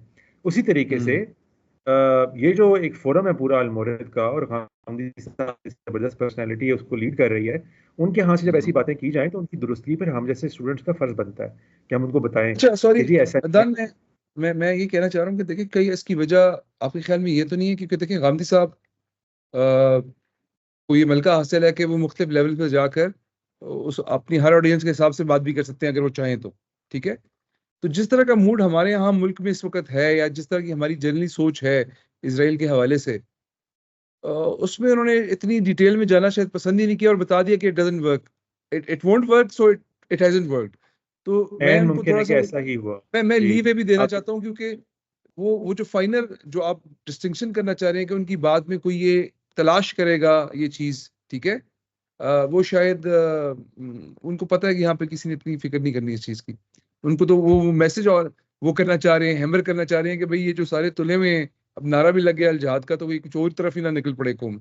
हाँ क्योंकि यही देखिए, है, यही मतलब है, ये हाँ। शायद ये भी है, मैं नहीं मेरा ऐसा ये ही ख्याल है, है। मेरा ख्याल है वो इतने कंज्यूम हो जाते हैं अपने उस मौक़िफ़ को बयान करने में कि हम्म, उसमें कभी कभार कोई हकीकत जो है वो अपनी जगह से हिल जाती है। लेकिन मैं या, यही चाहता हूँ ना कि कम से कम हम भी उनके अगर कैंप फॉलोअर्स हैं, तो अगर कोई गलती उनकी बात में ऐसी नज़र आ सकती है जो बाद में कोई शख्स निकाल ले, तो हम उनके शागिर्द होने की हैसियत से भी ये बात कर दें कि भाई ये जी बात जी, दुरुस्त नहीं है, इसकी मे- दुरुस्ती कर लें। लेकिन मेरा ये ख्याल में हमें ये हौसला और ये राह पे चलने का तरीका भी हमने उन्हीं से सीखा है। जी जी। बिल्कुल। तो मैं बस ये दुरुस्ती करना चाहता हूँ कि उसूली तौर पे बहस को फिर यहाँ से शुरू करना चाहिए कि भाई हम्म, ये इस तरह की जद्दोजहदें भी कामयाब होती हैं, होती रही हैं। ये माजी करीब हम्म, में अभी साउथ अफ्रीका के अंदर हुई हैं। और लोगों का ये भी जो ख्याल होता है ना कि देखिए उसमें तो दर्जन फैक्टर्स थे, दुनिया की ताकतें आगे पीछे खड़ी हो गई थी, हर स्ट्रगल को देख लें, आगाज़ ऐसी जगह से ही होता है कि सारी दुनिया उसके खिलाफ होती है। लेकिन आहिस्ता हम्म, आहिस्ता कोई ना कोई वाकयात होते हैं, कोई ना कोई एट्रॉसिटीज होती हैं, दुनिया में कुछ तब्दीलियां आती हैं सियासी, लोग आगे पीछे खड़ा होना शुरू हो जाते हैं। इवन आप नेल्सन मंडेला को देखें, 2004-5 तक या उसके आसपास तक मेरे ख्याल से कहीं पे वो टेररिस्ट डिक्लेयर थे अमेरिका के अंदर। तो हम्म, ये मामलात जो हैं दुनिया के अंदर इसी तरीके से आगे बढ़ते हैं। आपकी एक एफर्ट होती है, वो एफर्ट चलती है कुछ अर्सा, शुरू में बहुत दुनिया उसके खिलाफ होती है, आहिस्ता आहिस्ता चीज़ें माविन होने शुरू हो जाती हैं, और अल्टीमेटली दुनिया को आपकी बात माननी पड़ती है। ये अनफॉर्चुनेट है कि इसी मॉडल को फ़िलिस्तीनियों ने भी समझा कि हम अगर फॉलो करेंगे तो हमें इसमें को फतह हासिल हो जाएगी। लेकिन मैं यही कह रहा था कि हम्म, उसको हमें उन्हें समझाना है कि उसमें उनको क्या रद्द-बदल की ज़रूरत है, और क्यों उनके यहाँ वो चीज़ कामयाब नहीं होंगी। मोटा मोटा अगर मैं एक हिंट दूँ ना इमरान, तो इसराइल में बेसिकली इसराइल फ़लस्तीन के अंदर जो है ना वही मामला हुआ है कि जो मुख्तलिफ अल्जीरियन वॉर से कि वहाँ पर एक कॉलोनाइज़र जो है वो मेट्रोपोल उनका बहुत दूर था, फ्रेंच का, वो फ्रांस में थे, हम्म, और यहाँ पर तो उनकी हम्म, चंद आबादियात ही थी ना जो थी। तो उनको अगर या, निकाला जाए वहाँ से तो उनके पास तो जगह थी कि वो वापस वहाँ पे चले जाएं। इधर या, इसराइल था और है जो सारी दुनिया से इकट्ठे हुए हुए हैं। बहुत से तो इनमें से वो हैं कि जो हॉलोकॉस्ट सर्वाइवर्स हैं, फिर बहुत से इनमें से वो या, हैं कि जिनको अरब ममालिक ने अरब इसराइल जंग के बाद अपने मुल्कों से निकाल दिया। तो वो लोग हम्म, वापस कहाँ जाएंगे? तो उनके लिए तो एक सर्वाइवल की बैटल थी ये। वो डार्क नाइट बैटमैन का एक पार्ट है ना, उसका एक डायलॉग है आखिर में, वो देता है, जोकर देता है बैटमैन को और अपने आप को सिंबलाइज करने के लिए ना, कि it was an unstoppable force that met an immovable object. तो यहाँ पर ये मामला था कि फोर्स बहुत तगड़ी थी और उसकी दुनिया में कामयाबी की मिसालें भी मौजूद थी कि भाई इस तरह की इंसर्जेंसी वाली जो स्ट्रगल्स होती हैं कामयाब होती हैं जब आप अपने हक के लिए लड़। लेकिन आगे फोर्स इतनी अनस्टॉपेबल इमूवेबल ऑब्जेक्ट था इतना आगे, और दुनिया उसके पीछे खड़ी हुई थी उसको इमूवेबल बनाने के लिए, कि उसका सही सही अंदाजा नहीं किया गया। और अब तो सारे अरब ममालिक जंगें करके देख बैठे हैं, कुछ हासिल नहीं होता इससे। वो जो अलामिया भी जो है ना, उसमें भी ये अल्फाज इस्तेमाल हुए हैं बाकायदा, कि अल अक़रबु फल अक़रबु के उसूल के ऊपर ना, कि जो जितना करीब है उनसे उतना उनके ऊपर ज्यादा फर्ज है जनाब जिहाद करना। तो वो तो अपनी किस्मत आजमाई कर बैठे हैं इससे पहले, वो तो 30-40 साल हो गए तौबा कर बैठे हैं जंगों से अब तो। देखिए अदनान, इसमें ये एक फाइनल, हमने इस पे बात पहले भी की है कि इस सारे मसले का हल आपकी जदोजहद का भी स्टार्ट, जो अब आप कह रहे हैं हमास के एलामिया में भी है, इसराइल को एक्सेप्ट करने से है ना। इजराइलियों को एक्सेप्ट करने से नहीं, इसराइल को एक्सेप्ट करने से। आप कहते हैं ना कि ये इलाका हमारे पास जो हम उनको रहने देंगे, उनसे जजिया ले लेंगे या नहीं लेंगे, मतलब ये कि आपने एक्सेप्ट करना है कि वो एक रियलिटी है, ठीक है। ये रियलिटी अब इसराइल नहीं एक्सेप्ट करने वाला, because things have come too far. लेकिन ये पहला स्टार्टिंग पॉइंट था जो मुसलमान दुनिया के लिए होना चाहिए, और वो भी अब वो अब इसको भी कर सकता है, अब भी कर सकता है Jibran, with the right kind of pressure अब भी कर सकता है। ये it's not a gone case जिस तरह लोग उसको बयान कर रहे हैं। ठीक है, अभी टेम्परेरीली ऐसे हालात बनते नजर आ रहे हैं, लेकिन मैंने बस बताया ना, ट्रंप इतना अनप्रिडिक्टेबल है कि वी डोंट नो। जब तक उसकी किसी बाकायदा पॉलिसी का ऐलान नहीं रहता हम नहीं कह सकते। लेकिन मुझे ऐसा लगता है कि अब ये बात टू स्टेट सोल्यूशन वाली बड़ी गर्म होती जा रही है, और देखते हैं ट्रंप इसमें एक मंकी रेंच फेंक सकता है। देखते हैं वो फेंकता है कि नहीं फेंकता, लेकिन अदरवाइज मगरब मुझे काफी सारा इसके पीछे खड़ा होता नजर आ रहा है। तो देखते हैं उसमें क्या बनता है। लेकिन हम यहाँ पे पहुंचे हुए थे कि गांधी साहब ने जो पूरा तरीकाकार समझाया है, उसमें जब इस तरह के हकायक को उन्होंने बीच में बयान कर दिया और समैरिली किया, वो या आपकी बात दुरुस्त है, वो शायद यही समझाना चाह रहे होंगे कि अब जहाद से और लड़ाई झगड़े से कुछ हासिल नहीं होगा। तो वो बात अपनी जगह दुरुस्त है, लेकिन हकायक की गलत ताबीर पर महमूल थी। हकायक यही है कि इस तरह की जदोजहदें कामयाब हुई हैं, इस आलमी नज़्म नौ के बाद भी कामयाब हुई हैं, होती चली गई हैं। बल्कि आपको शायद ढूंढ कर ऐसी मिसालें निकालनी पड़े जो कामयाब नहीं हुई, वरना बाकी सारी मिसालें कामयाब हुई हैं जहाँ पर भी इस तरह की जदोजहद की गई है। लेकिन इसराइल के अंदर एक ख़ास मामला पेश आ रहा है, जिसको मेरा ख्याल है कि हम मौजू बनाएंगे तो हम लोगों को समझा पाएंगे कि उधर क्या हो रहा है। खैर, गांधी साहब से मुतल्लिक इतनी बात करनी थी मुझे कि उनके मुतल्लिक जब लोग उनकी फिर नीयतों पर हमला शुरू कर देते हैं, बाकी चीज़ों पे, तो वो बिल्कुल नहीं ये देखते कि एक एकेडमिक कैसे सोचता है, उसके सामने उम्मत के क्या स्ट्रेटेजिक लेवल के मसाइल होते हैं जिनको वो एड्रेस करना चाह रहा होता है, और एक बिला वजह का एक गुबार उड़ाने की कोशिश करते हैं, जिनसे ना गांधी साहब को पहले कोई फ़र्क पड़ा है ना अब पड़ेगा। और उसकी वजह बड़ी सिंपल है, गांधी साहब की ऑडियंस बड़ी लिमिटेड है। वो इंटेलेक्चुअल ऑडियंस है सारी की सारी, जो वाकई अपने जहन से सोचते हैं, जो मगरब की सारी तरक्की का, उलूम का कुछ ना कुछ ज़ोक रखते हैं। ऐसी ऑडियंस मुसलमानों में कितनी है, बहुत लिमिटेड है। तो उन्हें कोई अपने ऑडियंस से भी खो जाने का खौफ नहीं है, उनकी ऑडियंस पहले ही इतनी थोड़ी है। इसलिए मेरा ख्याल है कि ठीक है, उन लोगों का भी दिल भिजता होगा ये बातें सुन के कि एक शख्स को मजम्मत नहीं कर रहा। यानी आपको दूसरे हिज़्ब इख्तिलाफ का भी मौक़िफ़ जो है पूरी ईमानदारी से अखज़ करना चाहिए ना। तो एक इतना बड़ा वाक़या पेश आ रहा है, लोगों के चीथड़े ओढ़े हैं, और उनसे अगर किसी से डिमांड की जाए कि आप मजम्मत कर दें और एक बंदा मजम्मत ना कर रहा हो, बस वो पेश से काम ले रहा हो, तो या ऐसा लग रहा हो कि पैसे पेश से काम ले रहा है, तो फिर गुस्सा आ जाता है लोगों को, लेकिन नहीं आना चाहिए। अच्छा, एक साइड पे कमेंट मैं आपसे चाहता हूँ कि जितनी भी हम मतलब पास 70-75 साल में कह लें, वर्ल्ड वॉर के बाद जो तहरीकें मज़ामत की उठी हैं, उसमें देखिए आपका टेरिटोरियल क्लेम जो है ना, वो हमेशा कम्स फर्स्ट, मजहबी क्लेम कम्स सेकंड, राइट। मजहबी क्लेम पे आपने कभी टेरिटरी विन नहीं कर सकते थे इस सिनेरियो में, ठीक है, मैं मुझे पता है। लेकिन अगर आप टेरिटोरियल क्लेम आपका पक्का है तो यस यू कैन। तो इस मामले में जो गलती हुई मुस्लिम दुनिया से ये कि उन्होंने उसको मजहबी क्लेम कंसिडर किया। उनकी जन्मभूमि के तौर पे उसको इस तरह नहीं कंसिडर किया। बाद में तो अब बात हो रही है कि वो भी वहीं के रहने वाले हैं, वहीं पे बस रहे हैं। ये तो आज की बातें हैं, ठीक है, कि उसको ज्यादा फोकस किया जा रहा है क्योंकि अब आपका मजहबी क्लेम भी, वो उसकी बैकिंग भी वैसी नहीं रही। तो फलस्तीनियों का तो हक है रहने का वहां पे, इसमें तो कोई शक नहीं है। मेरा ख्याल में जो बाकी मुस्लिम ममालिक हैं उन्होंने जो रोल प्ले किया वो ज्यादा, they have been the spoilers in all this. वो अपनी रिस्पॉन्सिबिलिटीज और चीजों को अवॉइड करना भी चाहते थे मेरा ख्याल में। उन्होंने बहुत ज्यादा इस चीज को अपने अपने मकासद के लिए इस्तेमाल किया। अपनी टेरिटोरियल इंटेग्रिटी को आज वो गार्ड करने का हाल ही है कि वो किसी को आने भी नहीं दे रहे हैं, ठीक है ना, किसी को वो भी नहीं करने दे रहे। तो लेकिन मैं आपको ये बता रहा हूँ ना जबरान के हम उस पूरे मसले को समझे ही नहीं हैं आज तक सही तरीके से। उसकी आई वजूहात हैं। थिंक मेरे ख्याल में ये लंबी होगी है। हमारा नेक्स्ट सेशन, हमने इस पे पहले भी सोचा है कि हम इस पूरी हम्म, हिस्ट्री को रिविजिट करेंगे कि ये मसला जी आज जिस मुकाम पे है वो क्यों है। तो मेरा ख्याल में हम नेक्स्ट सेशन इस पे रख लेते हैं, ताकि इन बहुत सारे सवालों के जवाब वहाँ पे मौजूद है हमारे लिए, जो इस वक्त जहन में आ रहे हैं। बिल्कुल ठीक है, वो रख लेते हैं। लेकिन मैं इस सेशन को क्लोज करने से पहले दो तीन बातें और उन स्पीकर्स के बारे में करना चाहता हूँ जो हम्म। हमारे यहाँ थोड़े मशहूर हो चुके हुए हैं और बड़े मानी खेज उनकी ओपिनियन होती है, उसको भी ज़ेर ओके। बहस ले आते हैं। उनमें से एक आपको पता ही है, इंजीनियर मोहम्मद अली मिर्ज़ा साहब हैं। राइट। आप जानती हैं जबान के, हम दोनों बड़े अप्रिशिएट करते हैं उनको, उनकी यस। पूरी अप्रोच को, उनकी पूरी यानी he is a good thing that has happened in our country. Is God send, मतलब मैं आप या यही कहें, मतलब या बिल्कुल। तो ओके। वो भी इसलिए भी उनसे भी हमारा एक दिली रिश्ता गायबाना तौर पे कायम है, और मैं समझता हूँ कि अगर वो भी कहीं पर गलती कर रहे हैं तो उसको भी हाईलाइट करके समझाने की कोशिश की जाए। हम्म। मेरा ख्याल है बाय एंड लार्ज उनका मौक़िफ़ गांधी साहब के मौक़िफ़ से ज़्यादा मुख्तलिफ नहीं है।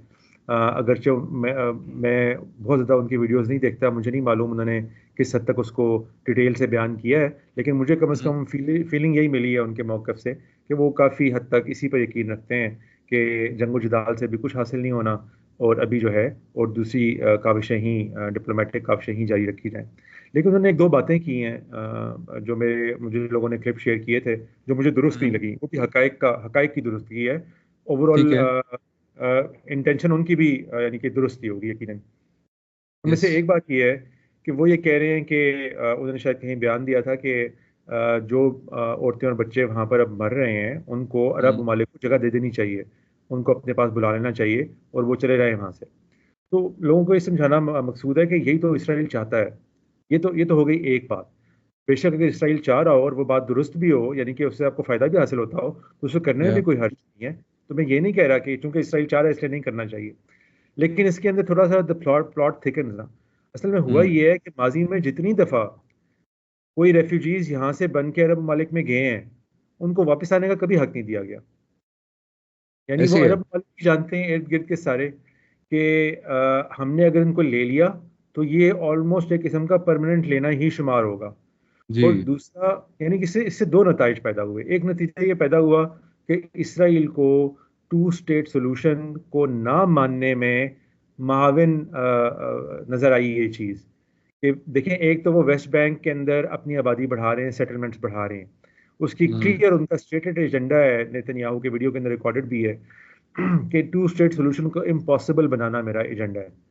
और वो इसी तरीके से बनता है कि आप अगर आबादियां इतनी कर दें मिली जुली फिलिस्तीन के इलाकों के अंदर भी, कि जहां से फिर उनको निकालना पॉसिबल ना रहे, कि क्लियर डिमार्केशन की जा सके दो स्टेट्स की, तो वो मामला खत्म हो जाएगा।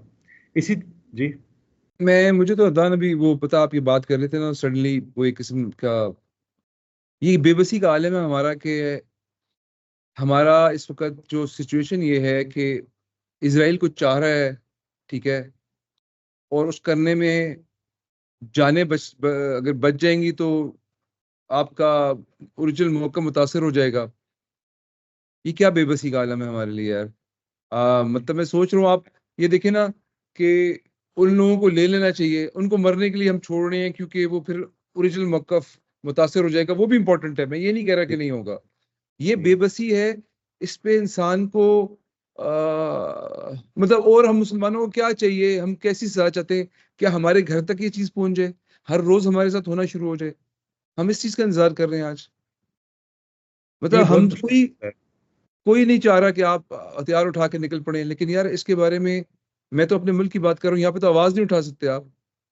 किसी मुसलमान मुल्क में आपने जुलूस होते देखे सवाए सरकारी पैट्रोज के अलावा? वेस्ट में बड़े बड़े जुलूस निकले। हमारी हालात ऐसे हैं, हमारी शायद अशराफिया जो है वो ऐसी जगह पे खड़ी है तमाम मुस्लिम ममालिक की, कि वो कोई बात करने के भी उनके काबिल नहीं है। मतलब वो लिप सर्विस भी नहीं दे सकते इसे कि यार एहतजाज तो करने दो ना। और आज मुझे बताएं, ये जो सब कुछ एट्रोसिटी आप देख रहे हैं, जिसको आपको स्क्रॉल करना पड़ता है अपने फीड में से, आप देख नहीं सकते उसे, वो किस नहीं, ये रवैये बात को जन्म दुरुस्त है, देगी? वाली बात दुरुस्त है, लेकिन मैं वही कह रहा हूँ ना कि मैं इसको सपोर्ट नहीं कर रहा कि उन्हें वहां पर आबाद ही रहना चाहिए, नहीं जाना चाहिए। मैं ये समझा रहा हूँ कि ये मौकफ लोगों का क्यों बनता है। इसमें जो लोग ये मौकफ रखते हैं वो इसलिए नहीं कह रहे होते कि वो इन लोगों को मरते हुए देखना चाहते होते हैं। वो दो वजूहत नहीं, की ये मैं बुनियाद बिल्कुल पर कह रहे समझ रहा होते हूँ, हैं। मैं बिल्कुल समझ रहा हूँ कि दूसरी तरफ भी एक अहम बात है कि ये, इसका नुकसान क्या होगा फ्यूचर में। तो हम्म। बात ये कि आपके पास यू आर एट अ और वो सच खुद भी नहीं अ, छोड़ना चाह रहे ना। मैं इसको भी लिंक करना चाह रहा हूँ कि हाँ ये तो हम उनको कुछ भी कह सकते हैं ना कि भाई अपना इलाका छोड़ के आ जाओ, लेकिन अगर ये कह भी दिया जाए तो वहां पे बहुत से लोग हैं जो ये कहते हैं कि हमने अपनी जमीनें अपने इलाके छोड़ के नहीं जाना, हमें यहीं रहना है। अदनान देखिए, वो परसेंटेज में कितने लोग होंगे, किसी को मौका मिले जिसके बच्चे, देखिए पूरे पूरे खानदान, देखिए उन्होंने तो एक्सेप्ट कर लिया ना इस रियलिटी को। ये तो आज की बात नहीं है उनके लिए। मिस्र और जॉर्डन दोनों तरफ कोई रास्ता नहीं है जाने का, बंद हुए हुए रास्ते, आज के नहीं कब से बंद हुए हुए हैं। तो उन्होंने तो चलो इस फेट को एक्सेप्ट कर लिया है। मतलब ये ठीक है। बात के, इस बात में मैं इसको बिल्कुल दिफा नहीं करूंगा इस चीज़ का कि उनको नहीं जाना चाहिए, अगर वो जाना चाहें उनको हम्म, जाना चाहिए। लेकिन होता यही है, मैं आपको ये बता रहा हूँ कि जो जो चीज़ उन्होंने भी नोट की हुई है और इर्द गिर्द के अरब ममालिक ने भी नोट की हुई है वो यही है बिल्कुल बिल्कुल, मेजोरिटी कि उनमें से सारी उम्र के लिए रेफ्यूजी बन जाएंगे, वो कभी भी वापस जी, अपने घर नहीं आ और वहाँ सकेंगे। पर उनकी आबादी जो है वो तकरीबन 2.2 मिलियन के करीब है गजा के अंदर ही सिर्फ। जी और जी। ये जो वफात की तादाद हमारे सामने आ रही है ये 50-60 हज़ार, आप बहुत भी अगर यानी कि ऊपर भी चले जाएं तो लाख से कंजर्वेटिव। ऊपर, हाँ। लाख 1.5 लाख से ऊपर नहीं होगी। तो इसलिए उनके यहाँ रेशो प्रोपोर्शन जो है वो ऐसा ही चल रहा है अभी तक कि हमने अपना इलाका नहीं छोड़ना। लेकिन मुझे नहीं पता वहां पर कोई पोल कराया जाए, मुझे मेरे से इल्म में तो नहीं है कि नहीं ऐसा कोई देखिए, पोल मैं सामने आपकी बात आया से हो। एग्री कर रहा हूँ, देखिए मैं आपकी बात से एग्री कर रहा हूँ कि बहुत सारे लोग अब इस स्टेज पे तो वो, उनको पता चल चुका है, एक तो उनको बाहर जाने का रास्ता कोई नहीं है, ठीक है, पहली बात। जी, तो कुछ वही कह शायद रहा हूँ, चले भी जाते हैं, दोनों ही ठीक है। फैक्टर्स हैं इसमें ना। और दूसरी बात है कि उनके साथ पास में हो चुका है कि वो वापस नहीं आ सकते। आपने वो सीरीज देखी होगी नेटफ्लिक्स में, मो के नाम से आई हुई है। It's ji. रियल स्टोरी है उन साहब हम्म। की, ठीक है ना, जी। कि कौन कितने सा अर्से वो, जी, वो तो जबरदस्त था जी। तो द पॉइंट इज के जिनकी एक्सपीरियंस हो चुके हैं उसका पता है, हमारा इलाका हम कभी वापस नहीं जा सकते। ठीक दिस है, इज लेकिन ऑल। मैं जिब्रान जिस चीज़ को हाईलाइट करना चाह रहा था ना वो ये है कि इंजीनियर मोहम्मद अली मिर्ज़ा साहब काफ़ी तहकीक के बाद बातें करते हैं। तो अगर उनसे भी कोई इस तरह की गलती हो गई है तो उसको दुरुस्त कर दिया जाए। उन्होंने बीच यस। में इसी अपनी तकरीर के जो मैंने कम से कम क्लिप देखा था उसमें ये भी फरमाया कि उनको ह्यूमन शील्ड की हैसियत से वहाँ पे नहीं रखना चाहिए। तो उससे ये तासुर बहरहाल जाता है कि जैसे वहाँ पर जो ये मुजाहिदीन हैं वो उनको नहीं निकलने दे रहे बल्कि उनको ह्यूमन शील्ड के तौर पे इस्तेमाल करना चाह रहे हैं। तो अब ये वो सारी बातें जो इकट्ठी होके ना इस तरह की बन जाती हैं जिनकी दुरुस्ती जरूरी है। हाँ नहीं देखिए, ये राय देना, मतलब ये भी वही वाली बात है कि ये भी it's the fog of war, ठीक है। इससे बहुत सारी चीजें क्लियर नहीं है, तो इस चीज को ऐसे कह देना भी मुनासिब नहीं है कि वो शायद शील बना के रखे गए हैं, क्योंकि शील बन के रहने वाला वहाँ पे माहौल नहीं है। यस, मेरा ख्याल है हमास से। बिल्कुल मुनासिब नहीं है, बिल्कुल हाँ गैर मुनासिब बात है। ये तो वो इल्ज़ाम है जो वो लोग लगाते हैं, यानी इसराइल लगाता है उनके ऊपर। जी, ऐसे इस ही ऐसे ही। इल्ज़ाम को यूनाइटेड नेशंस की मुतअद्दिद रिपोर्टें गलत साबित कर चुकी हैं, बल्कि जी इसके बिल्कुल मुखालिफ इसराइल ये हरकत करता है कि जहां भी जाता है वहां पर फिलिस्तीनियों को ह्यूमन शील्ड बनाता है। जी। तो ये वो बहस है मेरा ख्याल है जिसको बड़े केयरफुल तरीके से पेश करना चाहिए। ह्यूमन शील्ड का लफ्ज मेरे ख्याल से बिल्कुल मुनासिब नहीं है वहां पर नहीं देखिए, इस्तेमाल। उनकी वो बात के उनको जाने की इजाजत दे दें या जाना चाहिए मुसलमानों को ले लें, ये तो चले एक राय है ना। और उसके फिर ऑपोजिट ये भी है कि वो जाने चाहते हैं, लेकिन अभी तो उन लोगों के पास जाने का कोई रास्ता नहीं है, तो ह्यूमन शील्ड का तो कॉन्सेप्ट बनता ही नहीं है ना, it doesn't make any sense, ठीक है। क्या जी, वो हमास कह रहा उनके हूँ जाने कि से ये बिल्कुल बिल्कुल कतन तौर पे गैर मुनासिब बात है जो अगर ह्यूमन शील्ड का लफ्ज उनके लिए इस्तेमाल किया जाए। अच्छा, नंबर 2, इसी तरीके से उन्होंने जिक्र किया कि अगर इसराइल जो है उसके साथ जंग की जाए और मैं इसराइल के साथ जंग करने के बिल्कुल हक में नहीं हूँ, लेकिन वही बात है कि एकेडमिक नुक्ते वाजे करने हैं कि अगर इसराइल के साथ जंग की जाए तो पूरा नेटो उनके पीछे खड़ा है, नेटो के साथ जंग करनी पड़ेगी। तो मैं इसकी भी तस्दीक कर देना चाहता हूँ, इसराइल नेटो का मेंबर नहीं है। ठीक है, इसराइल को अमेरिका ने मेजर नॉन नेटो एलाय का दर्जा दे रखा हुआ है, लेकिन वो हम भी थे बहरहाल, किसी जमाने में। हाँ लेकिन वो बहरहाल नेटो का हिस्सा नहीं है। ये हमें हाँ कोई पता नहीं है कि नेटो उसके पीछे खड़ा होता है कि नहीं होता।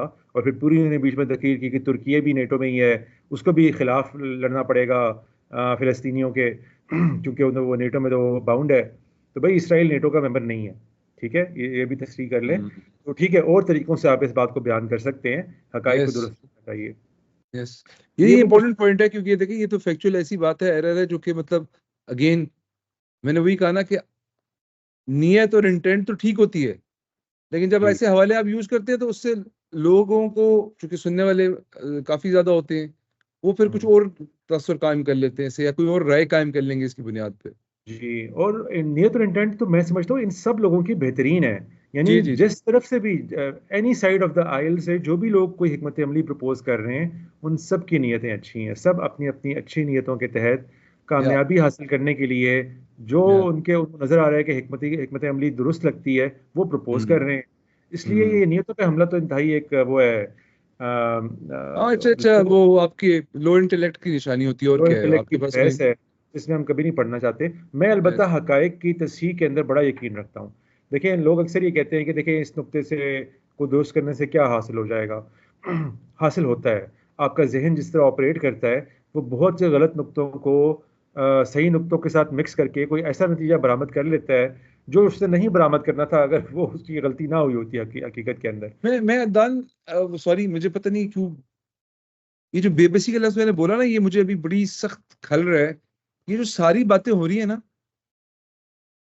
कि गलत कंपैरिजंस किए जा रहे हैं, कम इल्मी भी हो सकती है, ये इस बेबसी की वजह से भी है कि यार आईसीजे में आपके पास मुसलमान ममालिक कोई अच्छा लॉयर भी नहीं हायर कर सकते, आप कुछ भी नहीं कर सकते हैं। मतलब एज अ नेशंस 50-52 ममालिक, वो एक मतलब कोई अच्छा कोशिश भी नहीं करना चाहते लीगल फोरम पे या डिप्लोमेटिक फोरम पे। ठीक नहीं है लेकिन ताकत का इमरान, वो डिप्लोमेटिक फोरम पे मुस्लिम ममालिक शामिल हैं साउथ अफ्रीका के साथ। यानी मैं आपको अगर लिस्ट पढ़ के सुनाऊं, नहीं नहीं, आई अंडरस्टैंड, मैं ये कह रहा जितने हूँ। ममालिक उनके साथ लिस्ट में शामिल, एक मैं मैं तो लिस्ट पढ़ ये, के सुना रहा हूँ। हाँ जी बताइए, सुनाइए सुनाइए Algeria, please. Bangladesh, Bolivia, Brazil, Chile, China, Colombia, Comoros, Cuba, Djibouti, Egypt, Indonesia, Iraq, Ireland, Jordan, Lebanon, Libya, Malaysia, Maldives, Mexico, Namibia, Pakistan, Palestine, Sahrawi Arab Democratic Republic, Saint Vincent and the Grenadines, Slovenia, Spain, Syria, Turkey, Venezuela, Zimbabwe, African Union, Arab League, organisation of Islamic cooperation, non aligned movement, ये सब के सब south Africa के case के अंदर उनकी support में खड़े हुए हैं। तो वो तो ऑफ कोर्स अगर कोई मॉनेटरी सपोर्ट साउथ अफ्रीका को चाहिए, को वकील हायर करने हो, कुछ करना हो, ये सब मालिक मौजूद हैं। वो तो अच्छा ठीक है, फिर इनिशिएट साउथ अफ्रीका ने किया है, उसमें उनका एहसान बनता है। लेकिन बाद में तो बहुत मालिक उनकी सपोर्ट में खड़े हुए हैं आके। ठीक है, मैं शायद देखे ना, ये वो फोरम है जिससे हमारा रोज का ताल्लुक भी नहीं है ना, इसकी हैपनिंग्स को वो कोई ट्रांसलेट करके हमें सुनने को मिलती है, ना उनका हमारे लिए कोई डायरेक्ट राब्ता है उससे, मतलब रब्त नहीं है हमारा। हम्म। लेकिन इन तमाम ममालिक में एहतजाज पे जो पाबंदियां हैं, वो शायद इसी वजह से होंगी कि अवाम कहीं जज्बात में चीजें ना जला दे और कुछ ना कर दे, शायद यही वजह होगी फिर।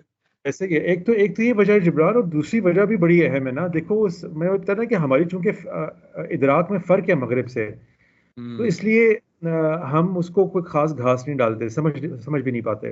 वो ये है कि 7 अक्टूबर में हमला हमास की तरफ से हुआ है। ठीक जी है, बिल्कुल ऐसे ही मैं है। इस बात को बिल्कुल दुरुस्त समझता हूँ कि ये मसला इसराइल फिलिस्तीन का 7 अक्टूबर को शुरू नहीं हुआ। बहुत पुराना चला आ रहा है। लेकिन दुनिया ने, सब पूरी दुनिया ने जिसमें इस्लामी मुल्क भी शामिल है, 7 अक्टूबर के हमले को बिलउमूम कंडेम किया है कि ये यस नहीं करना चाहिए था हमास को। तो यस। जब एक एक मामले का आगाज यहाँ से हुआ हो कि आपने दुनिया की नज़र में एक एट्रॉसिटी कमिट की है, आप सिविलियन पॉपुलेशन में गए हैं, जो भी कोई खबरें सामने आई हैं, मुझे उन खबरों के बल्क से अग्रीमेंट नहीं है। मेरा ख्याल है उसमें वही जो हैनिबल डायरेक्टिव था इसराइल का और बहुत से मामला थे, उन्होंने बड़ा रोल प्ले किया है, लेकिन दुनिया ने इसको ऐसे ही परसीव किया है। इसलिए उसके नतीजे में भी ये हो गया कि हुकूमतों ने कहा कि भाई एक तरफ से ज्यादती का अभी एटलीस्ट इस इंटरेक्शन में आगाज हुआ है, और वो साइड फिलिस्तीन की बनती है क्योंकि हमास की तरफ से ये हुआ है। तो इसलिए उसके वजह से वो भी एक रोल प्ले करता है कि अभी अगर आप एहतजाज कर रहे हैं इस तरह किसी चीज़ का, तो वो आप बेसिकली जो एट्रॉसिटी करने वाला है उसको बिल्कुल आप वो नहीं फैक्टर इन नहीं कर रहे हैं। मतलब ये एक सोच है, मैं आपको बताऊं, जो दुनिया में प्रिवेल करती है। और हमने चूंकि मगरब से बेतहाशा चीज़ें लेनी होती हैं, हमने उनके साथ जगह जगह मीटिंगों में जाना होता है, उनसे इमदाद वसूल करनी होती है, तजारत के मामलात होते हैं, तो हमें भी फिर एक लाइन टो करनी पड़ती है। ये सियासी हुक्मरानों की मजबूरी होती है कि भाई एक मामला जो इतना खुल्लम खुल्ला दुनिया ने डिक्लेयर किया है कि एट्रोशस था और उनकी तरफ से था, तो उस मामले को जो है वो बुनियाद बनाकर अगर लोग जो हैं इस तरह के एहतजाज कर रहे हैं, तो हमारे पास भी एक अखलाकी जवाब शायद आ गया है उसको क्वेल करने का। ये सोच चल अच्छा, रही होती है ठीक है। सारों के जहन में। अच्छा अद्दान, मुझे ये बताएं कि ये बड़ा कंट्रोवर्शियल क्वेश्चन होगा शायद, मैं कभी पूछा नहीं। क्या जो फिलिस्तीनी हैं और वो जो कि जिंदा रहना चाहते हैं, ठीक है, उनको ऑप्शन दी जाए कि आप कहीं और जाके सेटल हो जाएं, तो कोई सी मुस्लिम ममालिक में जगह मिल जाए, क्या ये उनके साथ उनके कॉज के साथ या उसके साथ कोई गद्दारी होगी, या बस जिंदगी इंसान की इंपॉर्टेंट है, या जो लैंड का कॉज है कि मैं, इसका मजहब से ताल्लुक भी नहीं है, मैं जिधर पैदा हूँ मेरा हक है कुछ वहां पे, ठीक है, मुझे वो हक ना मिले लेकिन मैं जिंदा रह लूं, क्या है मैं इसमें? यार नंबर्स ये देखें। ईरान, पता नहीं आपने पढ़ी भी है कि नहीं पढ़ी, आपने सोफीज चॉइस पता नहीं पढ़ी है कि नहीं पढ़ी। हम्म। ये बिल्कुल उस तरह की चॉइस है। हम्म। देखो, कोई भी आप उसको चॉइस देंगे, वो ये तो कहेगी कि ठीक है मैंने अपने एक बच्चे को बचाना है, तो एक बच्चे को बचा लेती हूँ, चूज हम्म। कर लेती हूँ किसको बचाना है मैंने। ये बिल्कुल उस तरह की चॉइस है। मतलब ये वो जो आप बेबसी वाली पहली बात कर रहे थे, तो ये वो बेबसी वाली चॉइस है। मैं इसके हक में नहीं हूँ कि उनको एक चॉइस ना दी जाए, लेकिन मैं यही बताना चाहता हूँ कि दुनिया इन मामलों को कैसे देख रही होती है। इर्द गिर्द के अरब ममालिक के लिए this isn't their first rodeo.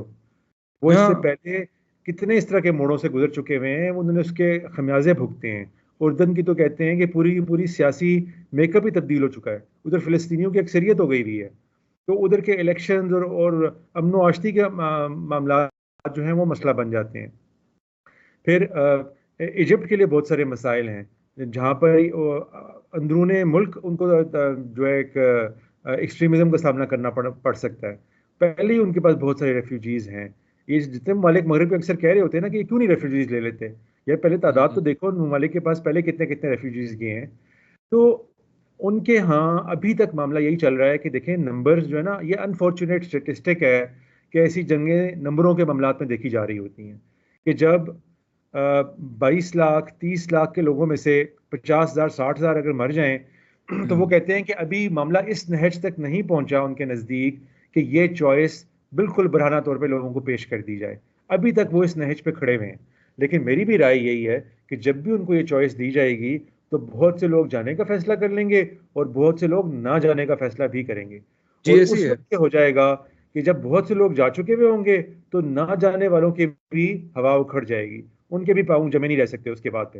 तो फिर होगा वही जो इसराइल और अमेरिका चाहता है कि इन लोगों को वहां से निकलना ही पड़ेगा। तो अभी तक वो एक आखिरी एफर्ट की जा रही है कि चूंकि अभी तक नंबर्स उस नहज तक नहीं पहुंचे जहां पर इम्पॉसिबल हो जाए किसी चीज को सस्टेन करना, तो हम अपनी सी कोशिश करके देख लेते हैं कि इन लोगों को यहीं पर रहने का, आबाद रहने का कोई रास्ता निकल आए। ये सोच अच्छा चल चल, रही है। चले हमारी गुफ्तगू काफी लंबी हो गई होगी, 1 घंटा 40 मिनट हो गए हैं, लेकिन आखिरी सवाल है आपसे कि ये जो फैसला है कि उनको कहीं और आबाद कर दिया जाए, ये पहले जब कोशिशें हुई भी हैं उस वक्त मजहबी वैल्यू बहुत ज्यादा थी इन सब चीजों की, ठीक है। मेरे ख्याल में हमारे नजदीक ज्यादा से अरब्स के नजदीक उस तरह है कि नहीं मुझे नहीं पता, उनके यहाँ मतलब वतनियत भी काफी स्ट्रांग है, ठीक है। लेकिन आज के केसेस में तो ये आज काम हो जाए और उसके बाद वो बाकी चीजें जो हैं कि वहां पे उनको वापस नहीं आने दिया जाए, और सब बहुत कुछ चीजें हैं जो साथ एसोसिएटेड है, ठीक है। लेकिन आज जो अभी जिस तरह का मैसेकर अभी हुआ है, इस तरह हिस्ट्री में कभी नहीं हुआ। इतनी लेकिन ब्रूटली कभी इमरान, भी नहीं हुआ। मुझे मुझे इस बात पे थोड़ा सा ये होता है ना कि दूसरी साइड पे आप प्रेशर आखिर कैसे डाल सकते हैं? यानी एक बात फिलिस्तीनियों ने भी इसका इजहार कर दिया है, वो वापस चले गए नॉर्दर्न गाजा के अंदर। जैसी इसराइल ने पाबंदी हटाई थी कि आप नॉर्दर्न गाजा में नहीं आ सकते, वो क्यों चले गए हम्म। हैं? तो कोई अरब मालिक ने तो नहीं कहा वापस जाने के लिए, वो खुद ये से गए ऐसी है, हैं। ऐसी है, अपनी ऐसी उनकी है। चॉइस है। तो मैं देखिए, ये कह रहा हूँ कि सॉरी, पहले तो ये था ना कि जिन जगहों पे ये गए हैं वहां पर इन्होंने पॉलिटिकली देवर वेरी एक्टिव, और मेरे ख्याल में एज अ कौम भी वो कोई एवरेज कौमों की तरह नहीं है, वो काफी रिजिलियंट कौम है, ठीक है। तो वहां पे उनको वक्ता पड़ गया कि हमें इनकी वजह से मतलब ये जंग की तरफ ले जाएंगे हमें, ठीक है ना, ये सब हम्म, चीजें हो रही थी। जी, तो अभी शायद मुस्लिम दुनिया ने 80 की दिहाई से लेके अभी तक बड़ा सब्र सीख लिया करना है इस पे, ठीक है ना। तो ऐसी पॉपुलेशन को बसाने का, ऑब्वियसली किसी मुल्क में बसाने का तो मसला है, कोई हल, मतलब जान बचाना मेरे नजदीक, क्योंकि मैं शायद शॉर्ट टर्म सोच रहा हूँ कि जान बचाना एक बहुत अहम चीज होती है। हम्म। फिलिस्तीनियों की इसकी जरूरत नहीं है, वो तो they have resigned their fate on this one कि हमें कहीं नहीं जाना भाई, we live here, will die नहीं, we here. Don't know that, we don't know, we honestly don't know that. वो यहाँ वाली बात है कि जब भी वो इस तरह के बॉर्डर्स खोलेंगे तब पता चलेगा कितनों की क्या राय है। नहीं लेकिन नहीं, मैं इन ये कह करंट रहा हूँ कि इस सिचुएशन, मसले करंट को सिचुएशन इतनी सादगी सादा बना के पेश नहीं करना चाहिए कि अरब मालिक उनको बस ले लें यार। क्या इसमें हर्ज की क्या बात है भाई? नहीं हर्ज की नहीं ये वाली ऐसी बात नहीं, वो बात है। मैं कह रहा हूँ कि अभी जो सिचुएशन है कि जब उन्हें कहीं नहीं जाने दिया जा रहा, तो दे आर स्टेइंग देयर, वो कह रहे हैं जैसे भी हैं, कैंपों में जाते हैं, वापस आते हैं, रबल में जाते हैं। उन्होंने तो अभी फैसला कर लिया कि विल डाई हियर, मतलब इस वक्त तो उनके पास रास्ता कोई नहीं है ना, ठीक है। है। और वही बात है, जब मिलेगा कुछ जाएंगे कुछ नहीं जाएंगे, कितने परसेंट है हमें नहीं पता। लेकिन मैं ये कह रहा हूँ कि ऐसे हालात में आपकी क्या जिम्मेदारी है एज अ मुसलमान, मतलब आप इस मामले को कैसे समझेंगे? छोड़ें आप इंटरनेशनल हालात को भी, जान बचाना इंपॉर्टेंट है किसी की, या आप, आपके ओपिनियंस है ना, ऑप्शंस आ रही है इस वक्त, दुनिया क्या चाह रही है। ठीक है, वेस्ट ये तो चले, अमेरिका और इसराइल चाह रहा है कि उसको विकेट करा दें सारे लैंड को और उस पर कब्जा करके बैठ जाए, चले एज्यूम करते हैं यही एग्जैक्टली प्लान है उनका, ठीक है। इसको तो मानने का कोई फायदा नहीं है, इसका मतलब है आपने उनको बेदखल भी कर दिया, वो क्या करेंगे आप उनका, किसी जगह बसेंगे, बसने वाला चक्कर ही नहीं है। देखिए, मैं इसीलिए समझता हूँ कि मेरी बीडीएस के बारे में जो, यानी कि जो इस आलामिया में भी और इससे पहले फिलिस्तीन के अंदर भी जो एक बॉयकॉट, डाइवरसमेंट एंड सैंक्शंस की पूरी तहरीक चलती है, हम्म। हमारे उलमा ने भी उसके आलामिया में रिकमेंड किया है। मुझे उससे भी कुछ मामलात में इख्तिलाफ है। लेकिन अपनी पूरी ओपिनियन तब लोगों को बताना चाहता हूँ जब एक दफ़ा इस पूरे मसले को उनको समझा दूँ कि मसला कहाँ है, कैसे पैदा ठीक है, हुआ है, क्यों पैदा ठीक है, हुआ है, ठीक है, और इसमें हल ठीक, की जगह क्या है खड़े होने की। तो ठीक है। उसमें मैं ये भी राय फिर दूंगा कि ठीक है, मेरे नज़दीक इसको हल करने का कोई रास्ता अगर है तो क्या हो सकता है। और मेरे पास कोई बहुत अच्छे आंसर्स नहीं है, हम कोई मैजिशियन नहीं है कि दुनिया जी, सारी को कोई हल नहीं मिल सका, हम कोई हल तजवीज़ कर दें। लेकिन जी, बहरहाल कुछ मुनफरिद ओपिनियन ज़रूर हैं कि जो मैं और किसी तरफ से पेश होती नहीं देख रहा। और उसकी वजह ठीक है। यही है कि वो दुनिया के आलमी निज़म के बन जाने के बाद के मामलात को ना सही तरीके से समझें और ना सही तरीके से पेश कर रहे हैं। तो वो जब मैं पेश कर दूंगा और उस तारीख को भी हम छोटा सा करके देख लेंगे जो यहूद नसारा और मुसलमानों की चली है, तो फिर आपको पता हम्म। चलेगा कि हम कहाँ खड़े हैं और हमें क्या करना चाहिए आगे। ठीक है दान, आई थिंक ये अब हमें, हम उस स्टेज पे पहुंच गए हैं जब हम इसको अवॉइड नहीं कर सकते, हम इस कि रिविजिट जो है हिस्ट्री का, ये हमारा नेक्स्ट सेशन होना हम्म, चाहिए, ठीक है जी। ठीक और we'll bring it back very soon. Thank you for ठीक योर है, टाइम, एंड आई होप बहुत कि हाँ, हमारा नेक्स्ट सेशन ऑन टाइम होगा। इंशाल्लाह। आई होप, ऑलराइट जी। ओके जी, अल्लाह अस्सलाम हाफिज। वालेकुम। हाफिज।